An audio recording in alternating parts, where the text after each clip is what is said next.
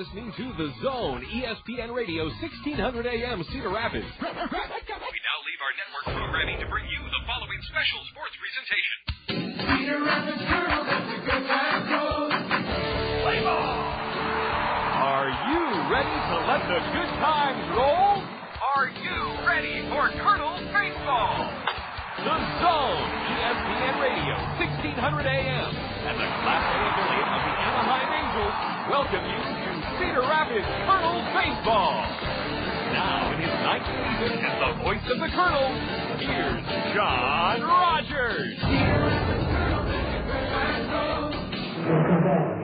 Good Sunday afternoon. It's 68 degrees. The sun has broken through the clouds, and the Kernels hope to break even in their two-game series with the Kane County Cougars. The Cougars won a pivotal game last night, coming from behind in the seventh inning with 4 runs, and they won it 6-4 to take a 3-game lead over the Kernels in the Western Division first half standings. The Kernels have slipped into a tie for third place.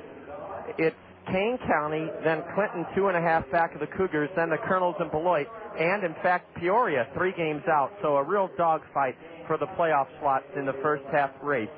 And today will be another big game. The Kernels trying to break even with Kane County. It's the third game of our 12-game homestand.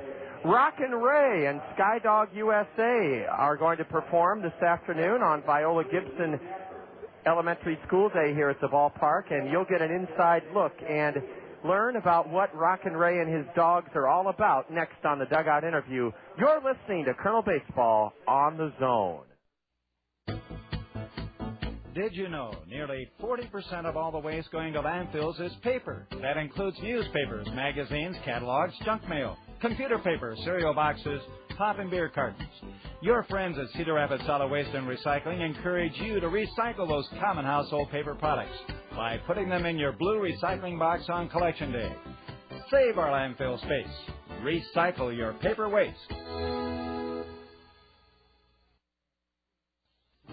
Your Cedar Rapids and Marion Hy-Vees are proud to support one of our community's most renowned and cherished assets, the Cedar Rapids Kernels. Your Cedar Rapids and Marion Hy-Vees believe in the core values that comprise the essence of Kernel baseball: fun, wholesome, affordable entertainment for us all. As you look ahead to the many joys of summer, your Cedar Rapids and Marion Hy-Vees encourage you to visit the fabulous new Veterans Memorial Stadium. Your Cedar Rapids and Marion Hy-Vees, embracing Kernel baseball, a community treasure.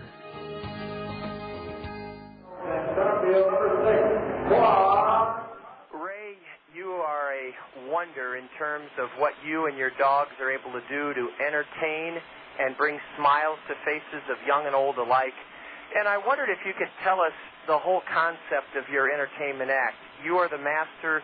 You give commandments to your dogs, and they seem not just to follow the orders you give them, but they seem to enjoy it and do it in a playful mood.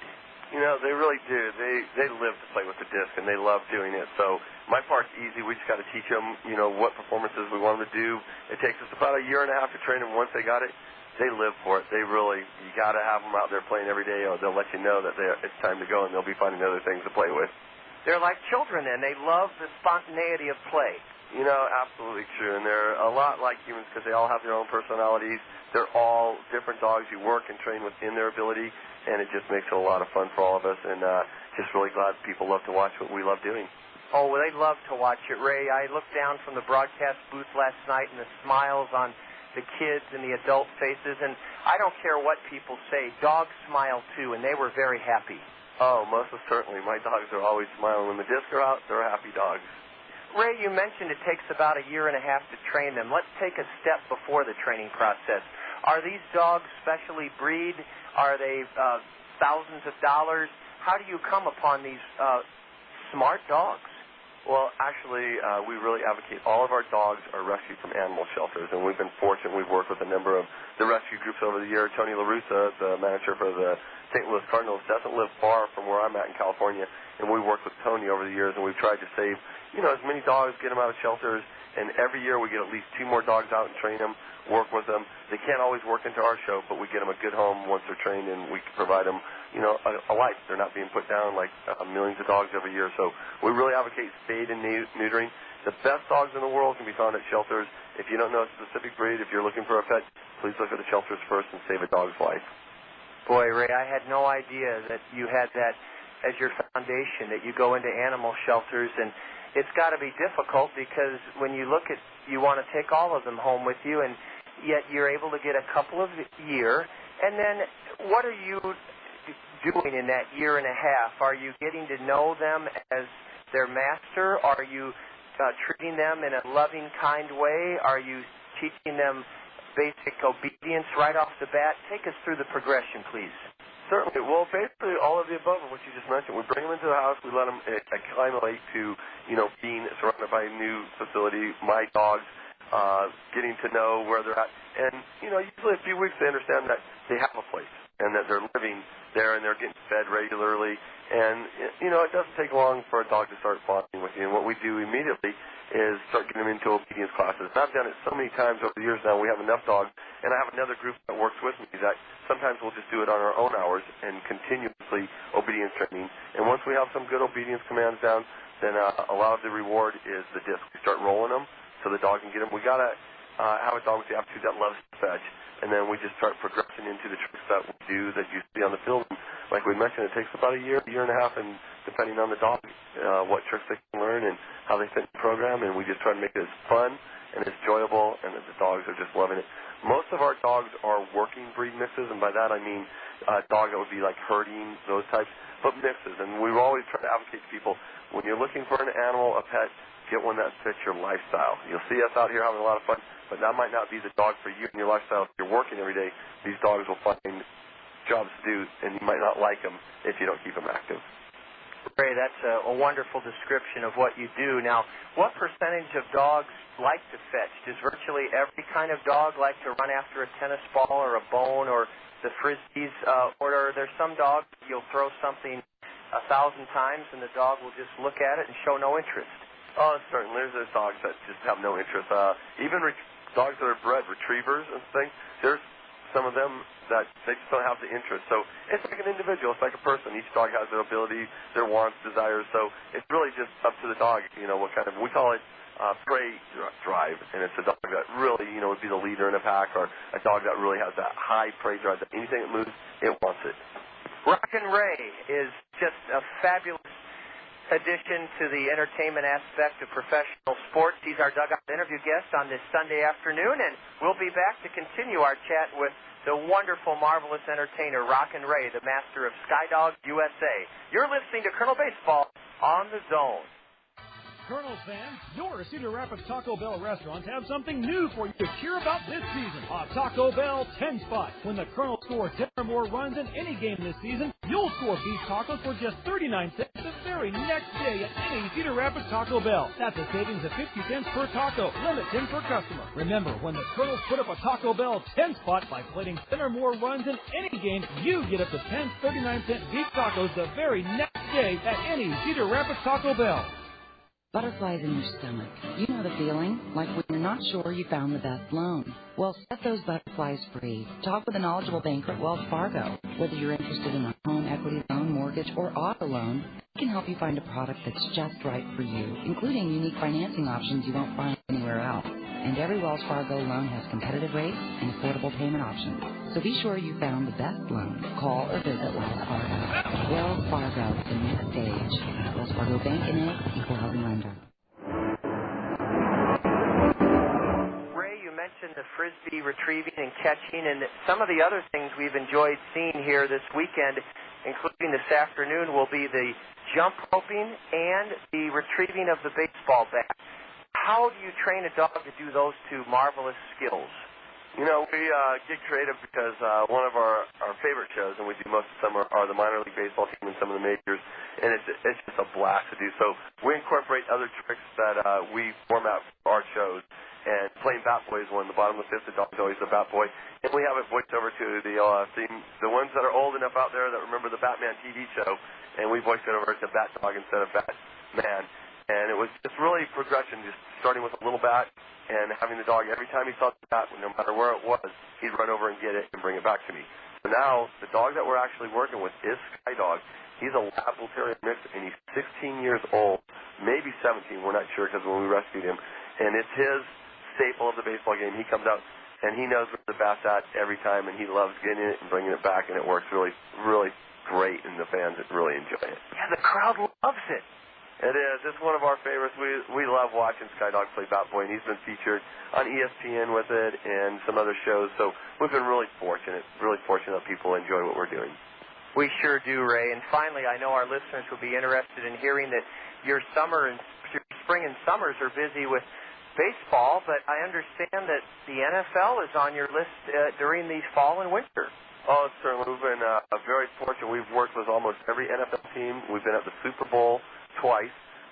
We've actually do a lot of the colleges as well, and every year it's just a blast. We go inside an NFL stadium and perform in the center at the 50-yard line, and you feel so small down there, and the crowd is so loud that it's always exhilarating. It's fun. But, again, minor league baseball, we get to be interactive with the fans. We're in the stands. We get to meet and greet, and that's actually our favorite.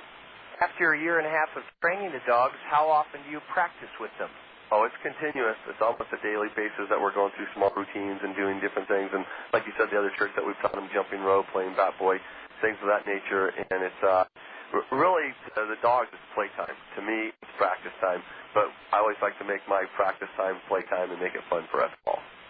Ray, this has been a real treasure getting to see you this weekend. And for those of you that haven't seen Skydogs USA and their master here, Rockin' Ray, please come out this afternoon. You'll absolutely love it. Whether you're old, young, or in between, they will bring a big smile of gratitude and love to your face. Ray, thank you so much. We appreciate it. We have such a great time in Cedar Rapids. The people out here, the community is wonderful. Jack, the GM out here, and all his staff treat us so great. And we really feel it's a privilege for us to be out here and perform. And today is Bark in the Park. You can bring your dog to the park. Very exciting, lots of fun. Come out and support your local team. Where else can you have a better time on a Sunday afternoon with your family than at the Kernels game? Ray, thank you. Ray and his Skydogs USA, our dugout interview topic this afternoon. As Ray said, a lot going on here, including Viola Gibson Day at the ballpark. Let's see if we can even this series with Kane County and pull within 2 games of the division leaders. I'll have the starting lineups for this afternoon's contest in a minute. You're listening to Kernel Baseball on the Zone. Whether you're a serious athlete or a weekend warrior, injuries can take you out of your game. Smart athletes know that Physiotherapy Associates in Cedar Rapids are the experts in the treatment and prevention of sport-related injuries. Our expert staff serves the metro and surrounding area high school athletes. Physiotherapy Associates of Cedar Rapids, the smart choice in sports medicine. Call us at 398-1569. That's 398-1569. We'll get you back in your game today. Hometown Restyling. Hometown Restyling. For all your remodeling needs, satisfaction is guaranteed. Hometown Restyling specializes in all of your home's interior, exterior needs. Come and visit one of our showrooms, one in Hiawatha, one in Coralville, and see the possibilities. Windows, siding, sunrooms. Please call 378-1221. Hometown Restyling. There's no place like home. Sunday afternoon greetings. The Kernels and Kane County Cougars about to play Game 2 of a mini 2-game set. A pivotal game last night went to Kane County 6-4. The Kernels now 3 games back of the Cougars in the Western Division first half race, but a win here this afternoon would go a long way towards getting the Kernels right back in the thick of things because, remember, we're in the midst of an 11-game homestand. We welcome you to Kernel Baseball. Our dugout interview guest was Ray. His Skydogs USA will be performing between innings here this afternoon. Viola Gibson School is here. They've already had the VGs, their singing group, performing on the field behind home plate, and they'll be singing the national anthem in just a little bit. Let's set the starting lineup for Game 2 of this mini 2-game series. Kane County's victory last night gave them the season series edge. They've won 4 of 7 from us. Their skipper is Dave Joppy, and he's guided this Cougar club to a first-place record of 26-15. Kane County is absolutely astoundingly successful on the road. They're 16-6 away from Philip Elstrom Stadium. Their leadoff batter is the left-handed hitting shortstop Brian Ingram. Luke Aspert from the University of Minnesota, also a left-handed hitter, will bat second. He's at second base. Batting third and catching for Kane County is David Castillo. The designated hitter is from the University of Indiana. He's the cleanup batter, Vasily Spanos. Brian Snyder, first-round pick of the Oakland Athletics last year, will bat fifth. He's at third base. Hitting sixth, he belted a two-run double in the top of the ninth against Colonel lefty Scott Heineman, and that made the difference in the game as Kane County won it 6-4. Dustin Majewski batting sixth, center fielder. At first base, batting seventh is Trevor Brown. Hitting eighth in right field from center point Urbana, Chris Treidel. And batting ninth for Kane County, Nick Rogers. Rogers is the left fielder. On the hill for the Cougars is a 22-year-old from Florida State University, a fifth-round pick of Oakland last year, Trent Peterson. Trent Peterson making just his third start of the year, no record. In 12 innings, he's allowed just 5 hits, and his ERA is 0.75. Southpaw Trent Peterson, 6'1", 170, on the hill, making his third start of the season for the Kane County Cougars. Allen Motor Company is proud to bring you the Allen Motor Company Kernels starting lineup on this Sunday afternoon. Your first year's maintenance is on Allen's during their 101st year birthday bash sale. That's right. Your first year's maintenance is on them at Allen Motor Company. Brand new 2004 Buick Rainiers, 101-year birthday bash sale priced at Allen's for just $32,847. That's a savings of over $7,000. Another great bargain during Allen's 101st birthday bash, 2004 Buick LeSabres. They start at just $19,995. That's a savings of $6,000 on every 2004 Buick LeSabre. Allen Motor Company is open late tomorrow till 9 o'clock. Visit them now for those fabulous savings during their 101st year birthday bash. The Allen Motor Company Colonel starting lineup, leading it off, switch hitter in center field, Quan Cosby. Howie Kendrick tied the game in the 7th inning last night with a sacrifice fly. Howie, ninth in the league in hitting with a .323 average, will be at second base and bat second. Hitting third, the Anaheim Angel first-round pick from a year ago, Brandon Wood. His average is up to a season high, .303. He belted his fifth home run in the Colonel loss yesterday. The Colonel cleanup batter and playing first base in the Allen Motor Company order is Caleb Mayer. Matt Abram with the lefty on the hill will get the start at third base this afternoon. Matt will hit fifth. Hitting sixth in the Allen Motor Company order, Blake Balcom. He's the designated hitter, and as a Florida State player, he'll be facing former teammate lefty Trent Peterson for Kane County. Nick Kimpton, the 20-year-old Australian phenom, is in left field, and Kimpton will bat seventh. Hitting eighth and catching is Tommy Duenas, and in right field batting ninth for the Colonels, Aaron Peel. On the hill is a 20-year-old Dominican right-hander, 10-0 with Provo last year, 2-2 as a Colonel, Abel Marino. Abel, an ERA of 4.03. He's making his 8th start of the year. He's pitched well his last 3 times out. But last Saturday up in Appleton, Wisconsin, Abel was an 8-2 winner over the Timber Rattlers. He pitched 5 1/3 shutout innings, allowing Wisconsin only 2 hits, fanned 8 5 1/3, and he walked 1. That's the Allen Motor Company Colonel starting lineup. Anderson and Brown Eye Care is proud to present the Anderson and Brown Eye Care umpiring crew. Anderson and Brown Eye Care is a Bausch & Lomb contact lens specialist, and they're a leading dispenser of contact lenses in our area. Anderson and Brown Eye Care has locations inside Lens Crafters in Westdale Mall, Coral Ridge Mall, as well as North Park Mall in Davenport. The Anderson and Brown Eye Care umpiring duo, Mark Ripperger behind the plate and his partner on the diamond, Clint Mahan. We've had this same umpiring crew for the last 4 series. The Kernels are about to take the field. Their Cost Cutters Dream Team members are lining up in front of the first base dugout. The VGs, the singing group from Viola Gibson School, are assembled behind home plate.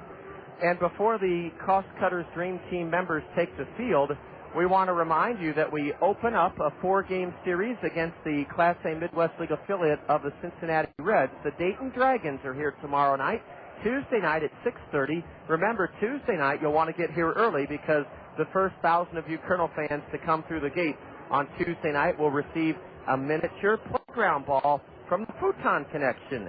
It's a red ball, fully inflated, with the Kernel logo and the Futon Connection logo on it. And those miniature balls will go to the first 1,000 of you Kernel fans Tuesday night, the 25th of May. The gates open at 5:30. Then a Wednesday night contest against Dayton, a 6:30 start. Thursday is a noon game. We play here this Thursday at noon, concluding a 4-game series with Dayton. And remember, it's all part of a big 11-game Kernel homestand that will conclude Memorial Day afternoon at 2 o'clock. As the Cost Cutters Dream Team takes the field, we have action to report on the State Farm Major League scoreboard, brought to you by State Farm Insurance agents Lanny Peterson, Dale Thompson, Gary Schubat, and Al Shetler. And Matt Moss, I know that there's already some action underway. Yeah, there's a lot of action in the National League today, John. At Turner Field in Atlanta, the Braves are up 5-0 over the Dodgers. That game's in the 6th inning. At Shea Stadium in New York, the Mets hold a 3-0 advantage over the Colorado Rockies. That game's at the bottom of the 6th inning. Cincinnati Reds have a 5-0 lead over the Houston Astros. That game's in the top of the 6th inning. At Citizens Bank Park in Philadelphia, the Phillies are losing to the Padres. That score's 3-1, and that game's at the bottom of the 4th inning. They're scoreless in Pittsburgh. That game between the Pirates and the Brewers, that game's in the top of the 5th inning. And tonight's games, let's see, we have a 2:05 start time for Arizona and Florida. That game is at Pro Player Stadium. And in prime time tonight, it will be the Cardinals and the Cubs at Wrigley. That game starts at 7:05. And you'll hear it right here on the Zone, the Cards and Cubs from Wrigley, the rubber game of a 3-game series. Matt, did we get to the American League? I got it right here, John. They are tied at 4 at Tropicana Field. That game is in the top of the 6th inning. The Indians and the Devil Rays are tied at 4. At the ballpark in Arlington, the Rangers have a 2-1 advantage over the Yankees. That game's in the top of the 3rd. At Fenway Park, the Red Sox are leading the Blue Jays 2-0. That game in the top of the 3rd inning. And at the Metrodome, the White Sox and the Twins are tied at 3. That game's in the bottom of the 1st. And we have 3:05 start times for Baltimore at Anaheim, Detroit at Seattle, and Kansas City playing against the Oakland Athletics. Terrific timing, Matt. We're going to now send it down to the public address system. The VGs from Viola Gibson School will sing the Star-Spangled Banner. Please remove your cap. The national anthem being performed today by Chris Nelson and the VGs from Viola Gibson Elementary School.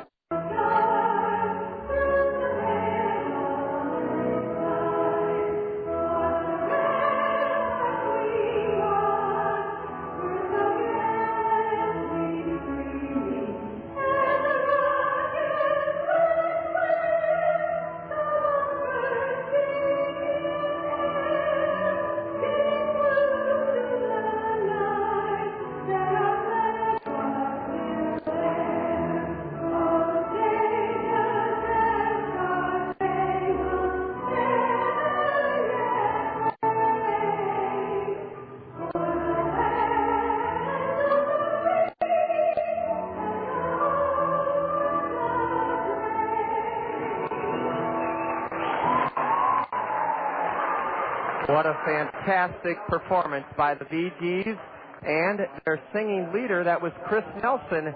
It's Viola Gibson School here at the new Veterans Memorial Stadium. The Cost Cutters Dream Team members are hustling off the diamond. I'm John Rogers. Matt Moss will be bringing us updates throughout the afternoon on the State Farm Major League scoreboard, as well as our Springhouse Family Restaurant baseball trivia question. The Kernels are in quest of a win that would break us even in this 2-game series with Kane County and pull us back to within 2 of the Cougars in the first half Western Division standings. Deb Williams is our in-studio engineer. Kernel Baseball comes your way in just one moment. You're listening to Kernel Baseball on the Zone. Ed Zimmerman's We believe that the voice of the customer speaks the loudest. Let's hear what our customers have to say. We chose Zimmerman because our family has been buying cars. I guess we're probably the third generation to buy cars here at Zimmerman. My family's bought 18 cars at Zimmerman's. 18. I ought to get a little bonus or something, wouldn't it? We build our reputation on one satisfied customer at a time. On behalf of everyone at Zimmerman's, I want to thank you for your business. Emergency hotline, can I help you? Yes, I need help. All right, sir, what's the problem? I can't taste my beer. I feel it in my mouth, but there's no taste. Okay, sir, this is what I want you to do. Put the bottle down and step away from the beer. Okay. Walk straight to the corner store and pick up a 6-pack of Miller Lite. Okay. Don't worry, it's going to be all right. Next time, try the light beer that actually tastes like beer. Great tasting, less filling Miller Lite. Miller can call. Miller Brewing Company, Fort Worth, Texas.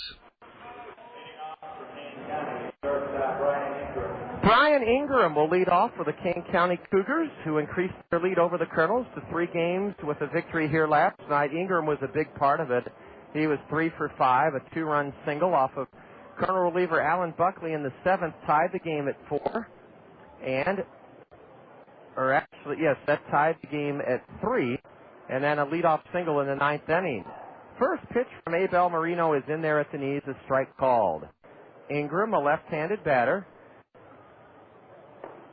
takes the fastball upstairs. Brian tied the game 3-3 with a 2-run single in the 7th yesterday. Then he started the 9th with a base hit. Abel gets ahead 1-2 as he drops a curveball in on the outside corner. The sun is trying to peer through big white billowing clouds above, and now the sun has come out. Ball 2 is outside to Ingram, who steps out. Brian hitting .260, a homer, 13 RBIs. 17th round pick of Oakland last year. He skies one into right, and that sends Aaron Peel drifting back. He comes together with Quan Cosby, and the two almost get their signals crossed. Quan drifting way over into right field. Called Aaron Peel off, and it was Quan Cosby who lassoed that one in. 1 gone here in the top of the 1st inning. Boy, the Kernels have to be very pleased with the way Michelle Samar pitched last night. 6 innings, 1 run, 6 hits, 7 strikeouts, 1 walk. Yet the bullpen faltered a little bit on us again, and Kane County took the lead rather in the 7th. Kernels came back to tie it in the bottom of the 7th, but then Kane County got a big 2-out, 2-run double from left-handed hitting Dustin Majewski in the 9th inning to seal the win. Taking high is Luke Appert, left-handed hitter out of the University of Minnesota. Abel working very quickly not taking much time between pitches, about 6 seconds, and he fires a strike to the left-handed batter. Now a roller past the mound. Howie Kendrick has it near the bag, second, and throws just in time. Oh, that was a lot closer than we thought it would be. Luke Appert didn't hit it hard at all. He stroked it off the end of the bat.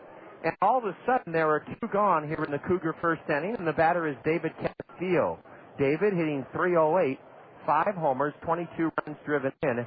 Castillo is hitting with the bases empty and 2 out here in this top of the 1st inning. The crowd just getting settled in, including over 350 out in the plaza section from Viola Gibson School. Ball 1 just missed low from Abel Marino. He's retired the first 2 Cougar hitters here in the top of the 1st inning. David Castillo, strong right-handed batter, looks at one in the dirt, change-up ball 2. David with nothing for 3 last night in the Kane County victory. He walked twice. He's from Oral Roberts University and lives in Corpus Christi, Texas. Extends his hands way above his head and makes it 1-0 Kane County. He wallops one onto 8th Avenue over the Randy Keel Confidence Picnic Pavilion. David Castillo with his 6th home run of the year. 3 of them have been against the Kernels. David Castillo got ahead 2-0, and out she went for his 6th of the year. Half of them have come against us. So Kane County does what the Kernels did yesterday. They strike for a home run in the 1st inning, and the Cougars lead it 1-0. Vasily Spanos at the plate. Vasily is the designated hitter and cleanup batter, hitting .289 in 23 games. Spanos was 1 for 5 last night. He singled and scored in the 2nd inning to tie the game at 1. The home run surrendered by Abel Marino. The fifth gopher ball he surrendered in this his eighth start, so that's not too bad. A strike called at the knees to Spanos, a right-handed hitter. Another good-looking pitch, but this one was ruled a ball by Mark Ripperger, the plate umpire. 1-0 Cougars, top of the first inning. They're fourth in the league in home runs. They've hit 29 home runs in 42 games. The Kernels lead the league in hitting, home runs, defense, and stolen bases, but we're not quite a first-place club, and if we can get our middle relief shored up a bit, maybe we'll take a run at the first-half title. Ball 2 sinks low to the batter. Now a slider in for a strike, and it's 2-2 to Vasily Spanos.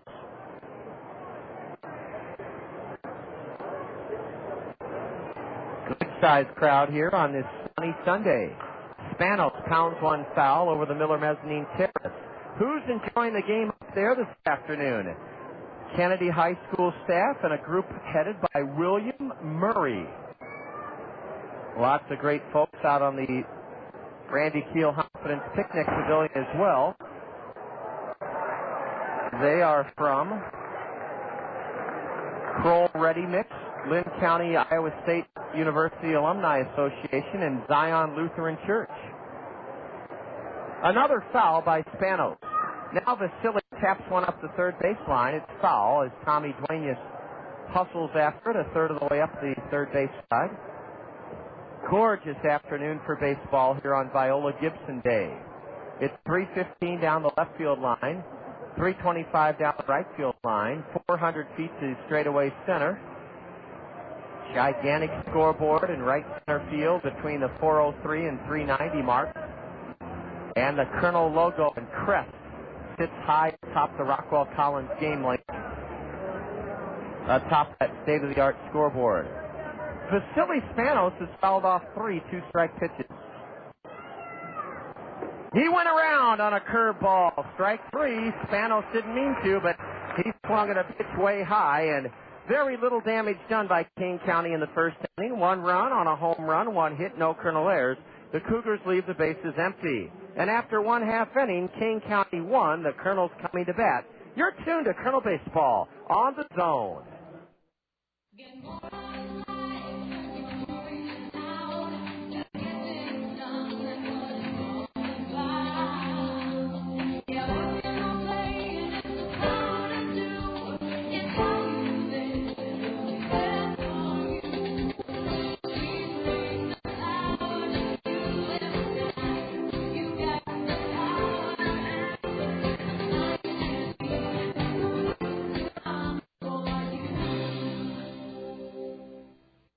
Hi, this is Dave Town with Five Seasons Transportation and Parking. Do you ever wonder if it's safe to send your child on the bus? It is, and here's a few reasons why.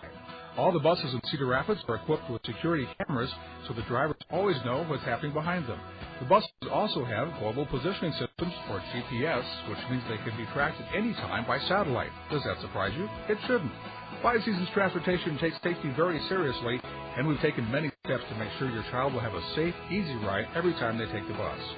Even when your child isn't on the bus, Five Seasons Transportation is helping keep them safe by using pollution-free biodiesel and alcohol fuels, Iowa products that help keep the air clean.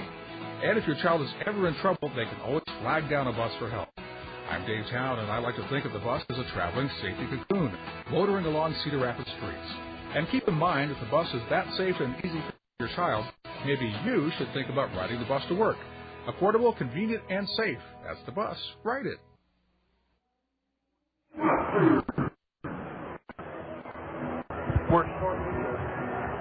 1-0 King County as we go to the bottom of the first inning. Great to see Quan Cosby back at the top of the order. Quan sat out last night's series opener. Quan hitting .244, 2 homers, 8 RBIs. And he's facing lefty Trent Peterson out of Florida State.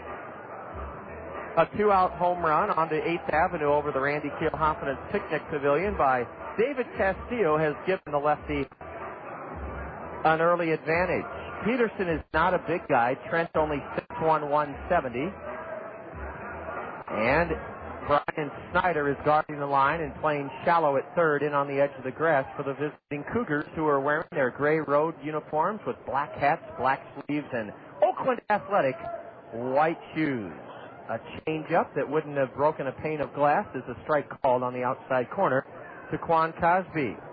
Quan, a switch hitter batting right, open stance. Strike 2 call, the fastball at the knees. Oh, with the sun out, it gives you just a new lease on life. We haven't seen the sun in the last 3 or 4 days. Seems like more than that. The 0-2 to Cosby. Ooh, it just missed outside as the lefty tried to get Quan to chase that 0-2 pitch. The center fielder, Dustin Majewski, plays Quan into right center. Trent Peterson with the 1-2 delivery. It's corked on the ground. Foul past third. Oh, that ball was foul by less than a foot as the third baseman, Brian Snyder, dove for it. His Cougar uniform is now covered in dirt. Quan Cosby narrowly missed a leadoff double. Mr. Shucks is making the rounds in the plaza section to say hello to the kids from Viola Gibson. Quan reaches out and almost likes one right into the head of on-deck hitter Howie Kendrick. Howie had to duck out of the way of that one. Eric and Ann Hearn are sitting in the sunshine right next to the Colonel dugout, and they saw how close Howie came to getting hit by that foul ball. Quan's had a good at-bat already. Another 1-2. Line drive foul into the Colonel right field bullpen. Quan hit it right off the end of the bat. And those kids from Viola Gibson hope that Ron Klein, the Colonel's equipment manager, will toss the ball up to them. Let's see if Rhodey is kind enough to do that. Oh, doggone it, he's playing a little bit stingy today. That's too bad. Quan is fouled off. 4 2-strike pitches. Ball 2, low and away. The left fielder is Nick Rogers for the Cougars, Dustin Majewski in center, and Chris Treidel in right. 1-0 Cougars. The Colonel leadoff batter, Quan Cosby, awaits the 2-2. And he nubs this one foul off the end of the bat. Great to see Quan adapting to the role of a good leadoff batter. That is, make it very difficult for that pitcher to retire you. Make it so that the entire Colonel bench gets to see his full repertoire of pitches. There's a pitch smacked into right field. Quan Cosby with a great at-bat. Boy, it's great to see Quan grow as a baseball player. What an at-bat for Quan Cosby. He smacked the 2-2 pitch hard between the second baseman Luke Appert and Trevor Brown at first for a leadoff single. Howie Kendrick, 9th in the league with a .323 average, 2 homers, 16 RBIs. Howie tied the game at 4 with a sacrifice fly in the 7th last night. He went 0 for 4 on the afternoon or in last night's game, but still hitting .323. A strike called on the outside corner from the lefty. The Cougar infield has Brian Snyder at third, up the middle Brian Ingram at short, Luke Appert at second, and Trevor Brown holding Quan at first. The catcher is David Castillo. Kendrick, a right-handed hitter, stands straight away. A throw to first, and Quan is back standing up. This pitching staff for Kane County is the reason they're in first place.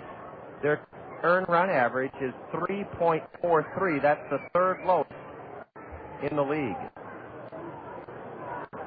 The Colonel staff, also good, ranked 7th. There goes Quan! A pitch and strike, the throw to second. Not in time. Quan Cosby has swiped his 9th base of the year in 10 tries, and he stole it off the lefty, Trent Peterson. Great piece of discipline by Howie Kendrick. He watched a changeup nip the inside corner for strike 2, but now Howie will readjust his thinking. He'll try to hit the ball on the ground to the right side of the Cougar infield and get Quan Cosby over to third base. The Colonels lead the league in stolen bases, home runs, and they're tied for first in batting average. A curveball is cranked foul hard into the Cougar left field bullpen. It remains 0-2 to Quan.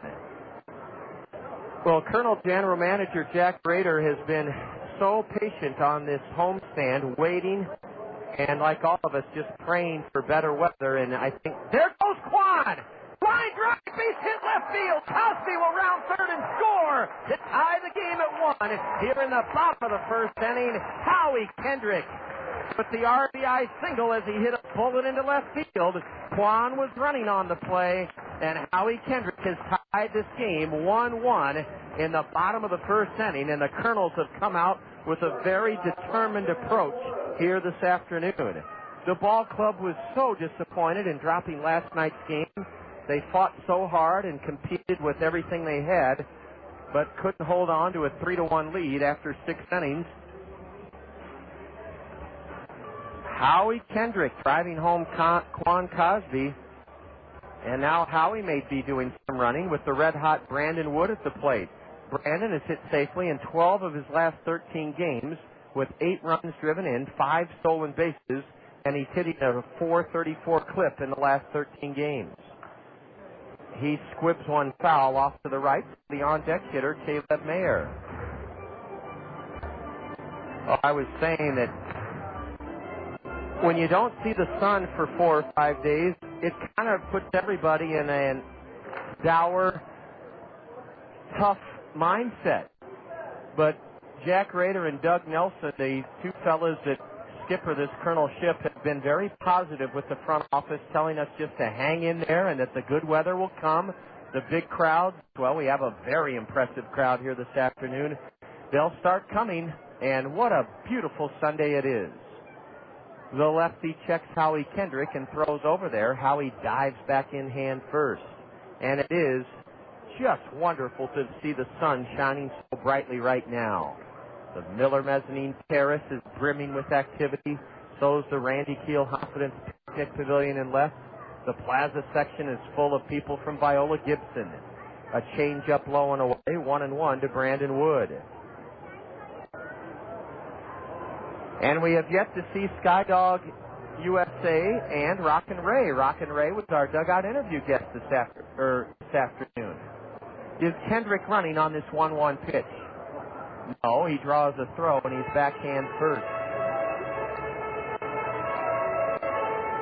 John Campbell is down below with a big Channel 9 camera on his right shoulder. He'll have this game as part of the sports tonight. A drive into center. Majewski 2 steps in, and Dustin has it.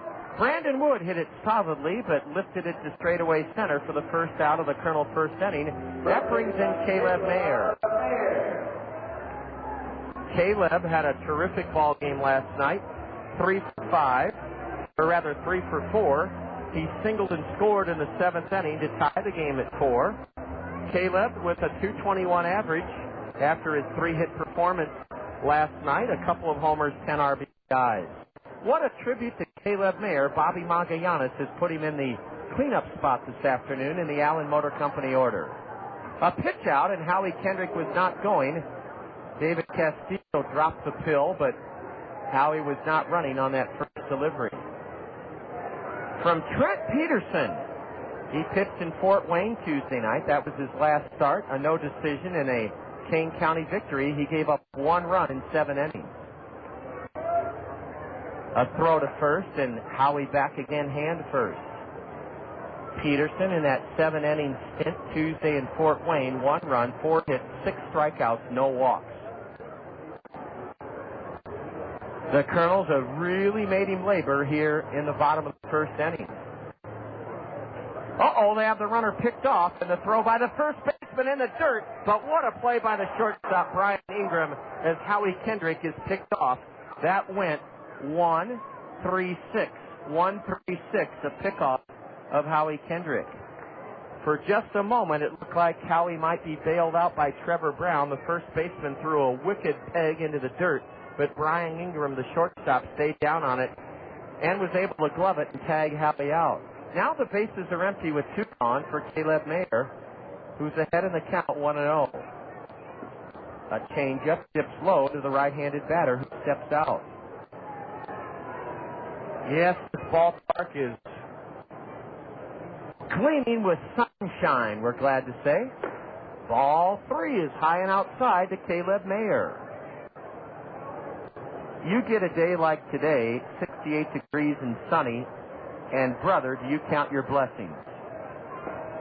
Taking all the way for strike one is the Colonel cleanup batter, Caleb Mayer.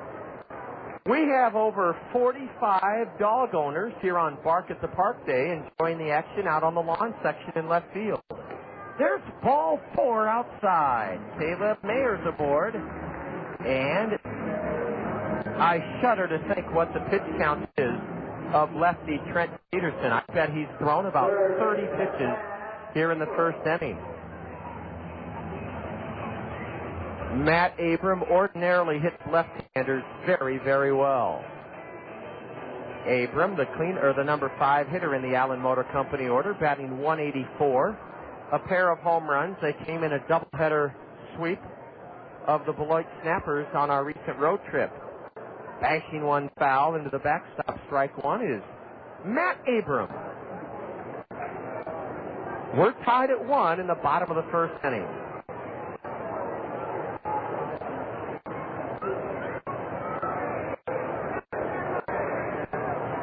Those folks from Viola Gibson sure like soaking in the sun, I'll tell you that. In right field on the plaza section, Abram lays off a changeup down and in for ball 1.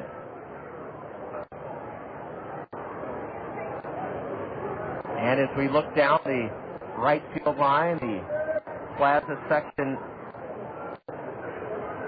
full of folks from Viola Gibson School.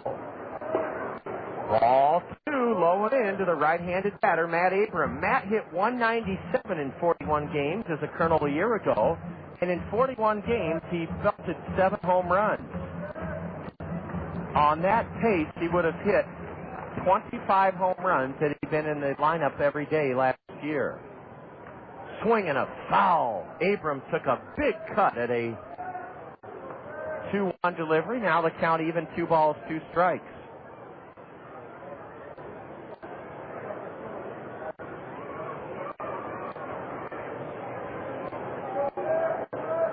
Caleb Mayer at first base, the go-ahead run here in the bottom of the first with 2 away.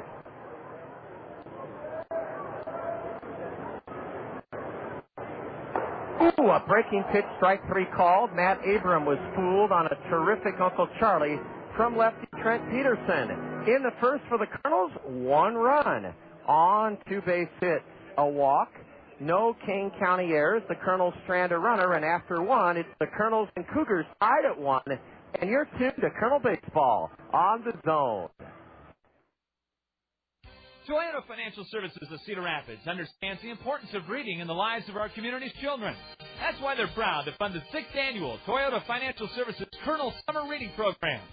The generous support of Toyota Financial Services will result in Colonel players conducting a record 32 elementary school assemblies this spring to encourage girls and boys to read throughout the summer. Their reading accomplishments will be recognized by Toyota Financial Services with fabulous rewards. Toyota Financial Services, a true hero to the Colonels and the youth of our community. There's a dream that lies in your heart to tell you you're one of a kind. This is your time, just for you. Rise up, be strong. Originality lasts a whole lot long. Nothing better. Dr. Pepper.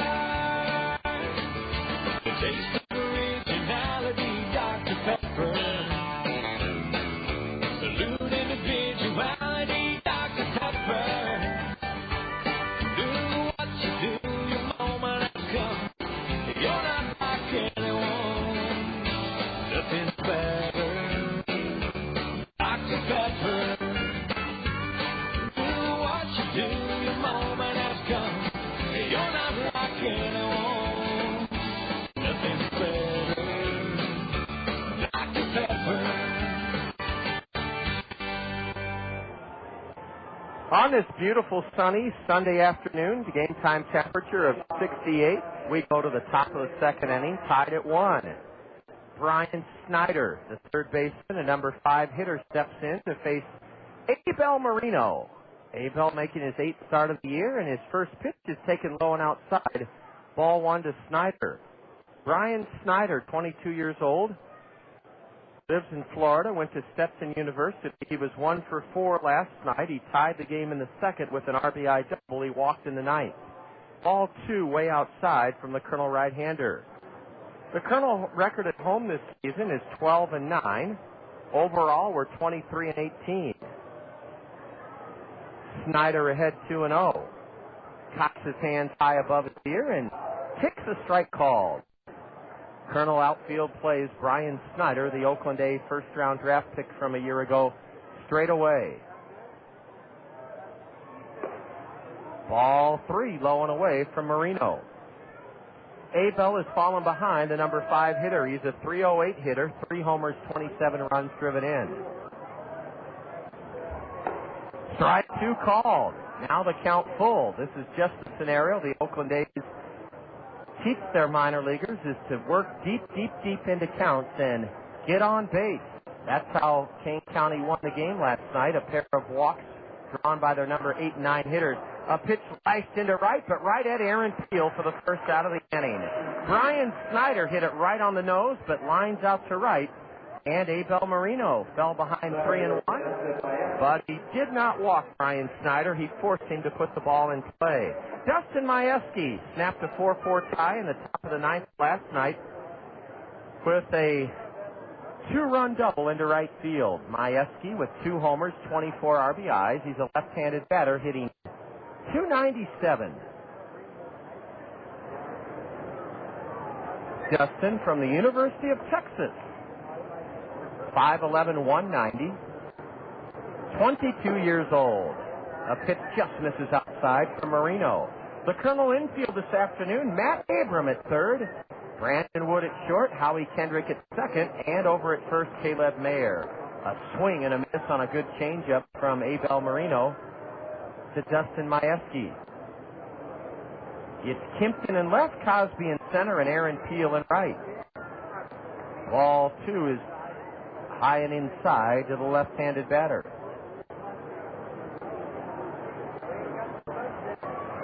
A chopper to the right side and past the diving Howie Kendrick into right field.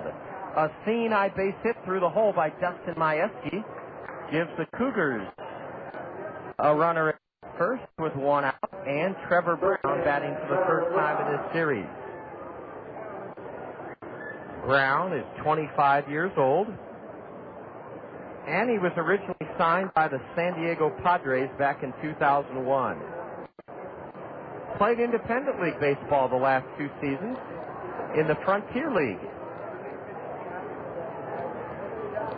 Right-handed batter Trevor Brown hitting .355 in 13 games, a homer, 8 RBIs. Open stance. A blistering fastball registering 89 miles an hour on the McDonald speed pitch indicator. Underneath the Rockwell Collins game link and right, strike 1 to Trevor Brown. Trevor went to Lewis Clark State University in Idaho. A strike called on the outside corner. Brown winces at the decision by home plate umpire Mark Ripperger.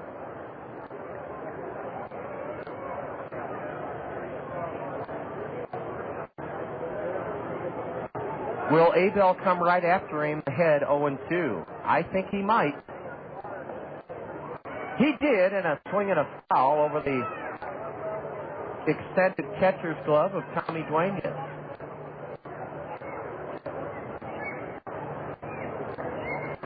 How have the Kernels done on Sunday? Well, according to Mike Kuhlbeck, our Director of Public Relations and Marketing, the Kernels are 3-2 on Sundays.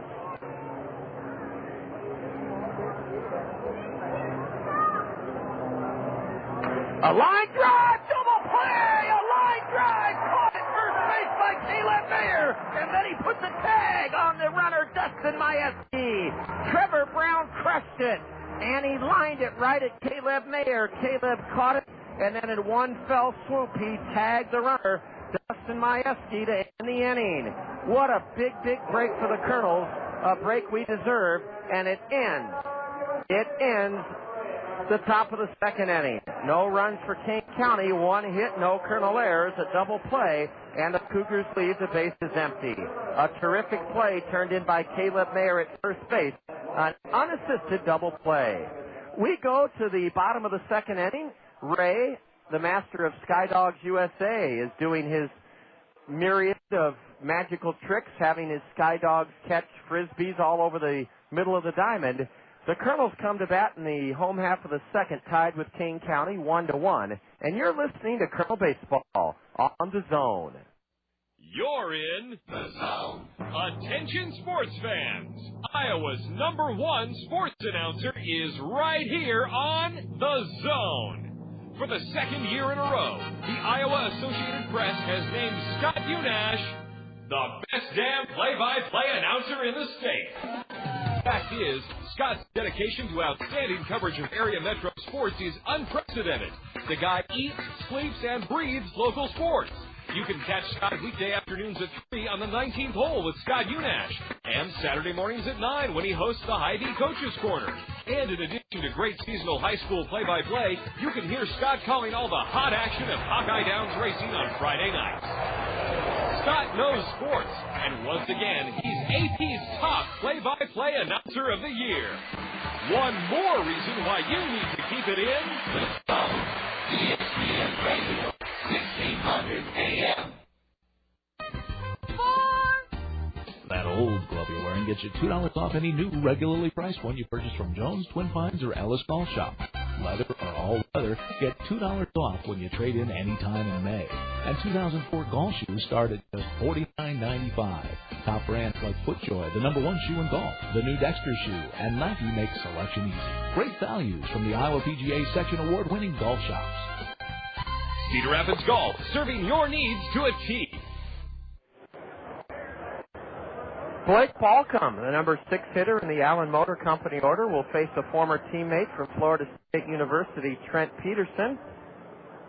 We always like to keep you updated about how former Kernels are doing in the Anaheim system. Halo Happenings. Mike Kuhlbeck compiles the previous game scores as well as how former Kernels did. And let's start at AAA. Broadcast assistant Matt Moss, how did Salt Lake do, and how did former Kernels do? Well, the Salt Lake City Stingers, that's kind of a tongue twister, John. They fell 5-7 to Oklahoma. Balcom lifts the first pitch of the second to deep right in front of the warning track. Chris Tritle for Center Point Urbana has it. Blake Balcom going the other way, flying to right, one away here in the Kernel second. The Stingers fell 7-5 to Oklahoma. Former Colonel Joel Peyrata worked 2 scoreless innings and struck out 2. Former Colonel Steve Andrade, did I say that correctly? Almost, Andrade. Andrade faced 4 batters and gave up 2 hits, a pair of walks, and 2 runs. The AA Arkansas Travelers upended Wichita 9-2. Former Colonel Jeff Mathis was 3 for 4 with a home run, 2 RBIs, and 3 runs scored. A strike called to left-handed hitting Nick Kimpton from southpaw Trent Peterson. Former Colonel Dallas McPherson also homered and drove in 2 runs. Former Colonel... A shot into left will fall in front of Nick Rogers, and Nick Kimpton did what you want to do against the lefty. He drilled it the other way, and the Kernels have a one-out single from Nick Kimpton. He may be running in this 1-1 game. Tommy Duenas at the plate. Former Colonel Irvin Santana allowed 4 hits and 2 runs in 6 innings while striking out 5 in that game. He is 1-0. And in single-A action, the Rancho Cucamonga Quakes fell to Stockton 10-6. Former Colonel David Gates had 2 hits, including his 10th home run in the losing cause. Stockton scored 6 runs in the 7th inning, 4 off of former Colonel Austin Bilkey to erase a 5-4 Rancho lead. And that wraps up the Halo Happenings. Well, thank you very much, Matt Moss. Former Kernels are flourishing as they make their way up to the show, the Anaheim Angels. Tommy Duenas waiting for the first pitch from Peterson. Instead of the throw to first and diving back in there safely is Nick Kimpton. Kimpton is 5 for 6 in stolen base attempts. Nick went the other way and sliced a base hit into left. He's the go-ahead run. Matt, describe what's going on down below with Rockin' Ray and one of his Sky Dogs. Well, Rockin' Ray has one of his dogs, and he's taking it through the stands. Well, I think he let a couple of young girls pet it, and then he just dashed up the steps onto the concourse. I'm not sure what happened there. Isn't that neat when he stops and lets those little kids pet the dog? Those dogs are very well behaved. They don't get overexcited with all the young kids and all the hands reaching out to pet them and everything. So. No, you're right, Matt. They are very well behaved. Rockin' Ray was our dugout interview guest. And look at all the dogs. A high drive off the end of the bat beyond the Papa John's Plaza. Evens the count to Tommy Duenas, 1-1. Yeah, Matt, the dogs on the lawn section appear to be enjoying their day in the sun. Looks very, not as loud. I don't hear any barking or howling or anything. Oh, some of them are taking naps. Some of them are being petted by their owners. Very relaxed. Yes, they are. Tommy Duenas, a 177 hitter, 2 home runs, 8 RBIs. Tommy was involved in a play that helped the Kernels tie the game last night in the 7th. A perfectly executed hit-and-run single with Caleb Mayer aboard.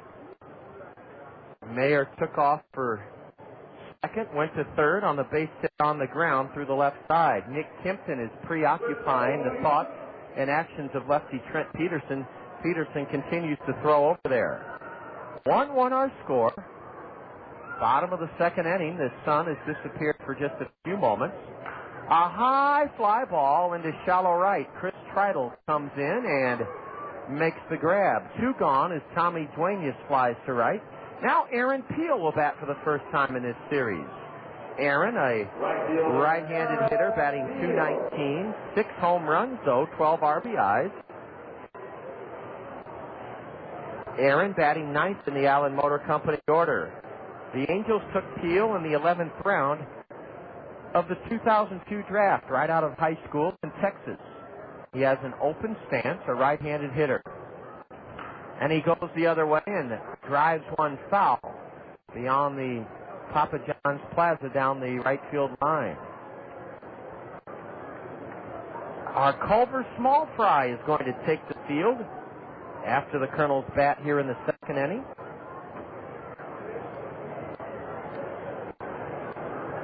The lefty pitches, Kimpton runs, a pitch outside, the throw to second, and nobody was there until the last moment. That ball, Matt Moss, looked like it was headed into center field. All of a sudden, the second baseman, Luke Appert, saved the day for Kane County. Yeah, that one looks really high. Nobody was covering second, and Kimpton stole second. The throw by David Castillo was headed into center field when the second baseman cut across and nabbed it. And now a hit by Aaron Peel would likely put the Kernels ahead. The stolen base is number 6 in 7 tries for the Australian fleet-footed outfielder. A ground ball, a worm burner to short, is gloved by Brian Ingram and on to first. Aaron Peel ends the Kernels' second inning threat by rolling out to shortstop. In the second for the Kernels, no runs. 1 hit, a stolen base. There were no Kane County errors. The Kernels leave a runner on, our second stranded of the afternoon. We'll tell you about our Culver Small Fry, who's taking the field between this bottom of the second and the top of the third when we return. After 2, it's the Kernels and Cougars tied at 1. And you're listening to Kernel Baseball on the Zone. With all the talk about rising gas prices, doesn't it make sense to drive a fuel-efficient vehicle? You can when you buy with confidence at Randy Keel Honda. Get the 51 miles to the gallon with the Honda Civic Hybrid. Every Honda model has awesome fuel efficiency. Don't wait for $2 a gallon gas to buy a fuel-efficient car. Not when you can save time and money now by previewing Randy Keel's fuel-efficient inventory online at randykeel.com. Right now, lease a 2004 Honda Accord LX for only $235 per month. At Randy Keel Honda, you'll find many great buys under $5,000 too. Randy Keel is the home of confidence, a 7-year, 100,000-mile guarantee. Randy Keel is dedicated on getting you the lowest possible price backed by the best service in the Midwest. Stop by and see for yourself at Randy Keel Honda, Center Point Road Northeast in Cedar Rapids, or visit them on the web at randykeel.com. Accord LX lease, 36 months, $14.88 due at lease signing. Includes first month's payment, security deposit, capitalized cost reduction, and excludes tax and license. Faucets leaking, termites feasting, fish, tackle, paints and spackle, tubs, jacuzzis, tapes and movies, everything from A to Z. Tile and lumber, tons of plumbers, elevators, coffee makers, radiators, party favors. Take a look and you'll think. Let your fingers walk into Yellow Book, the other book. When it comes to making their buying decisions, people today let their fingers do the walking through Yellow Book Yellow Pages. It's no wonder. Yellow Book's packed with money-saving coupons, restaurant menus, and vital community info. And with more ads than ever before, it has everything you need right at your fingertips. It's easy to spot. Just reach for the yellow directory with the map on the cover and join the smart shoppers who choose Yellow Book, not the other book. Put your business in Yellow Book. Call 1-800-YB-YELLOW. Let your fingers walk into Yellow Book, the other book. For ball one is Abel Marino. Now Chris Tritle swings and misses. Strike one. Tritle played an instrumental role in the Cougar come-from-behind victory last night. He drew a walk in the 3-run Cougar seventh inning. Ball too low for the big guy. They list him at 6'3", 195 from Center Point Urbana High School, signed by Oakland back in 2000. Swing and a miss. Tritle took a home run, cut and missed. Chris is batting 141, a homer, 4 RBIs. He's the guy that hit a bullet off the left thigh of Kernels starter Michelle Samar last night. Michelle pitched very well. The 2-2.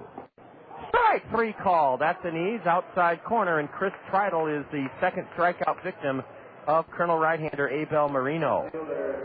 A home run by David Castillo in the first put Kane County ahead, but the Colonels erased that lead with a leadoff single by Quan Cosby in the bottom of the first. Quan stole second and scored on a hit-and-run single into left by Howie Kendrick.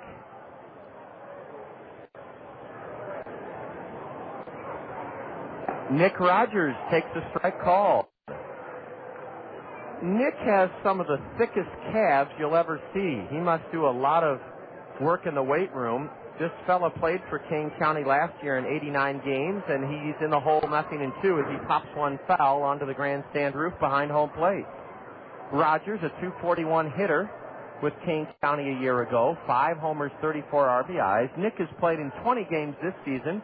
He's hitting .211, no homers, 9 RBIs. Abel Marino ahead of the number 9 hitter, 0-2. And he misses high with the fastball.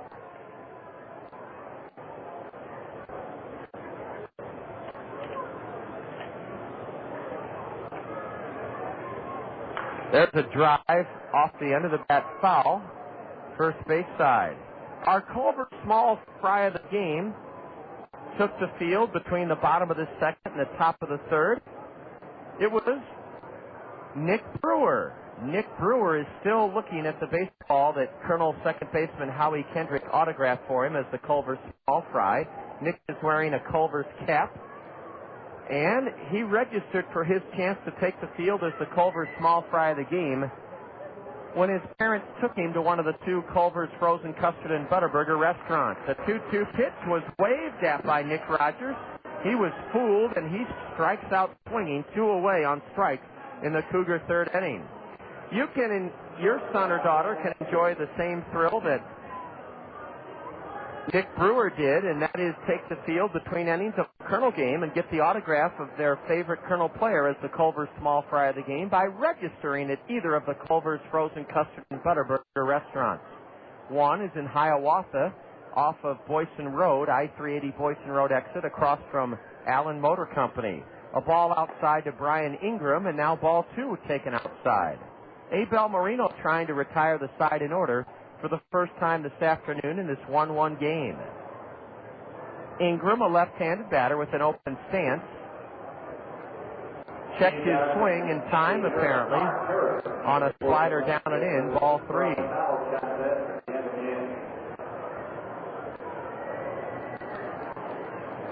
Three and 0 to Brian Ingram. Strike 1 called at the knees. The other Culver's frozen custard and Butterburger restaurant where you can register your son or daughter to enjoy the thrill of their summer is in front of the Windsong 12 Theater Complex. In each of those Culver's restaurants, there is a white registration box Strike 2 call to Brian Ingram. Now the payoff pitch. Grounded to third. Matt Abrams' first chance of the afternoon is handled flawlessly as he zips his throw across the diamond. And Abel Marino retires the side in order in the top of the third inning. After 2.5 on this beautiful Sunday afternoon, the Kernels and Cougars are tied at 1, and you're listening to Kernel Baseball on the Zone. Unless you have a crystal ball that really works, nobody can foresee all the risks that might become realities. Most of us don't have a foolproof crystal ball, though. That's why it's sensible to consider the calamities that might occur to your car, home, business, or life, and insure yourself against the worst. See Phil Andrews, your Pekin insurance agent, about a well-planned insurance program for your individual needs. The future is uncertain. See your Pekin insurance agent, Phil Andrews, at Weidenhammer Andrews Agency. Knowing who you are is important. At Kirkwood Community College, we know who we are. We are accessibility. We are quality. We are opportunity. We are community. Who are you? We can help you learn. Kirkwood.edu. Papa John's pizza, it's so good. Better is best, that's understood. Better call Papa John's tonight. Better call Papa, he's got it right. Better ingredients, better pizza. Papa John's.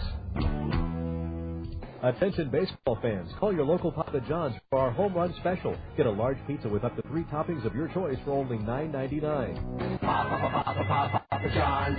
Better call Papa.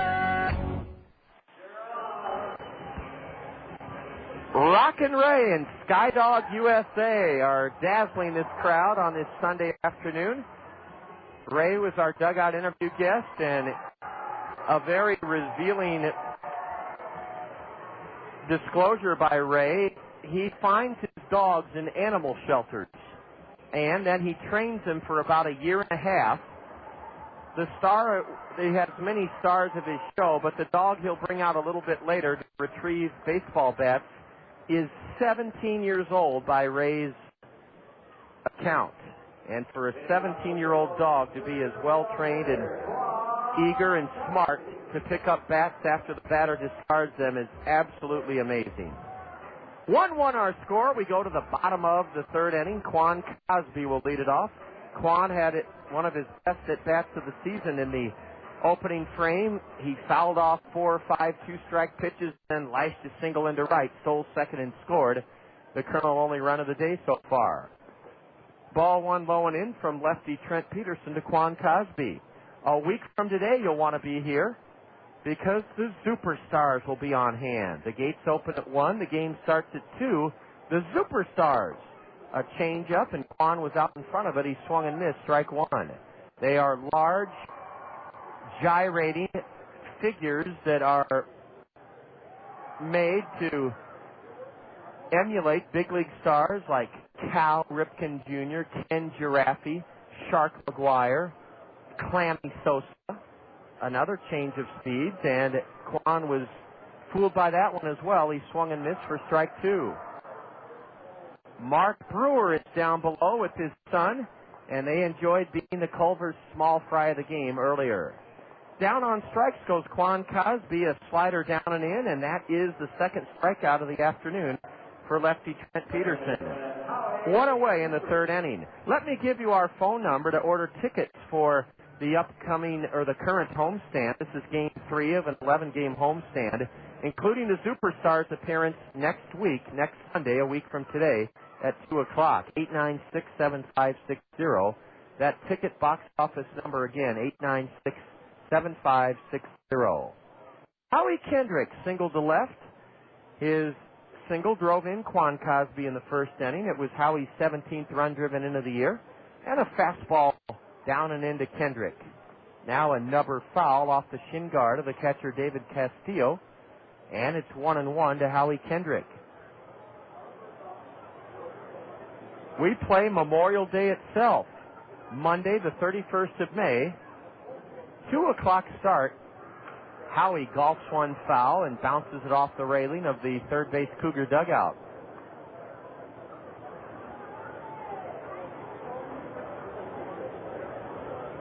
Two very, very good draws coming in here if you're a real Major League Baseball fan. We play the Cincinnati Reds farm team, the Dayton Dragons this week, and then the Cub minor leaguers. A high, deep drive into center. Majewski may not get it. It's off the top of the green screen. A home run for Howie Kendrick to give the Kernels the lead. 2-1. Howie Kendrick launched one. It was helped a little bit by the wind.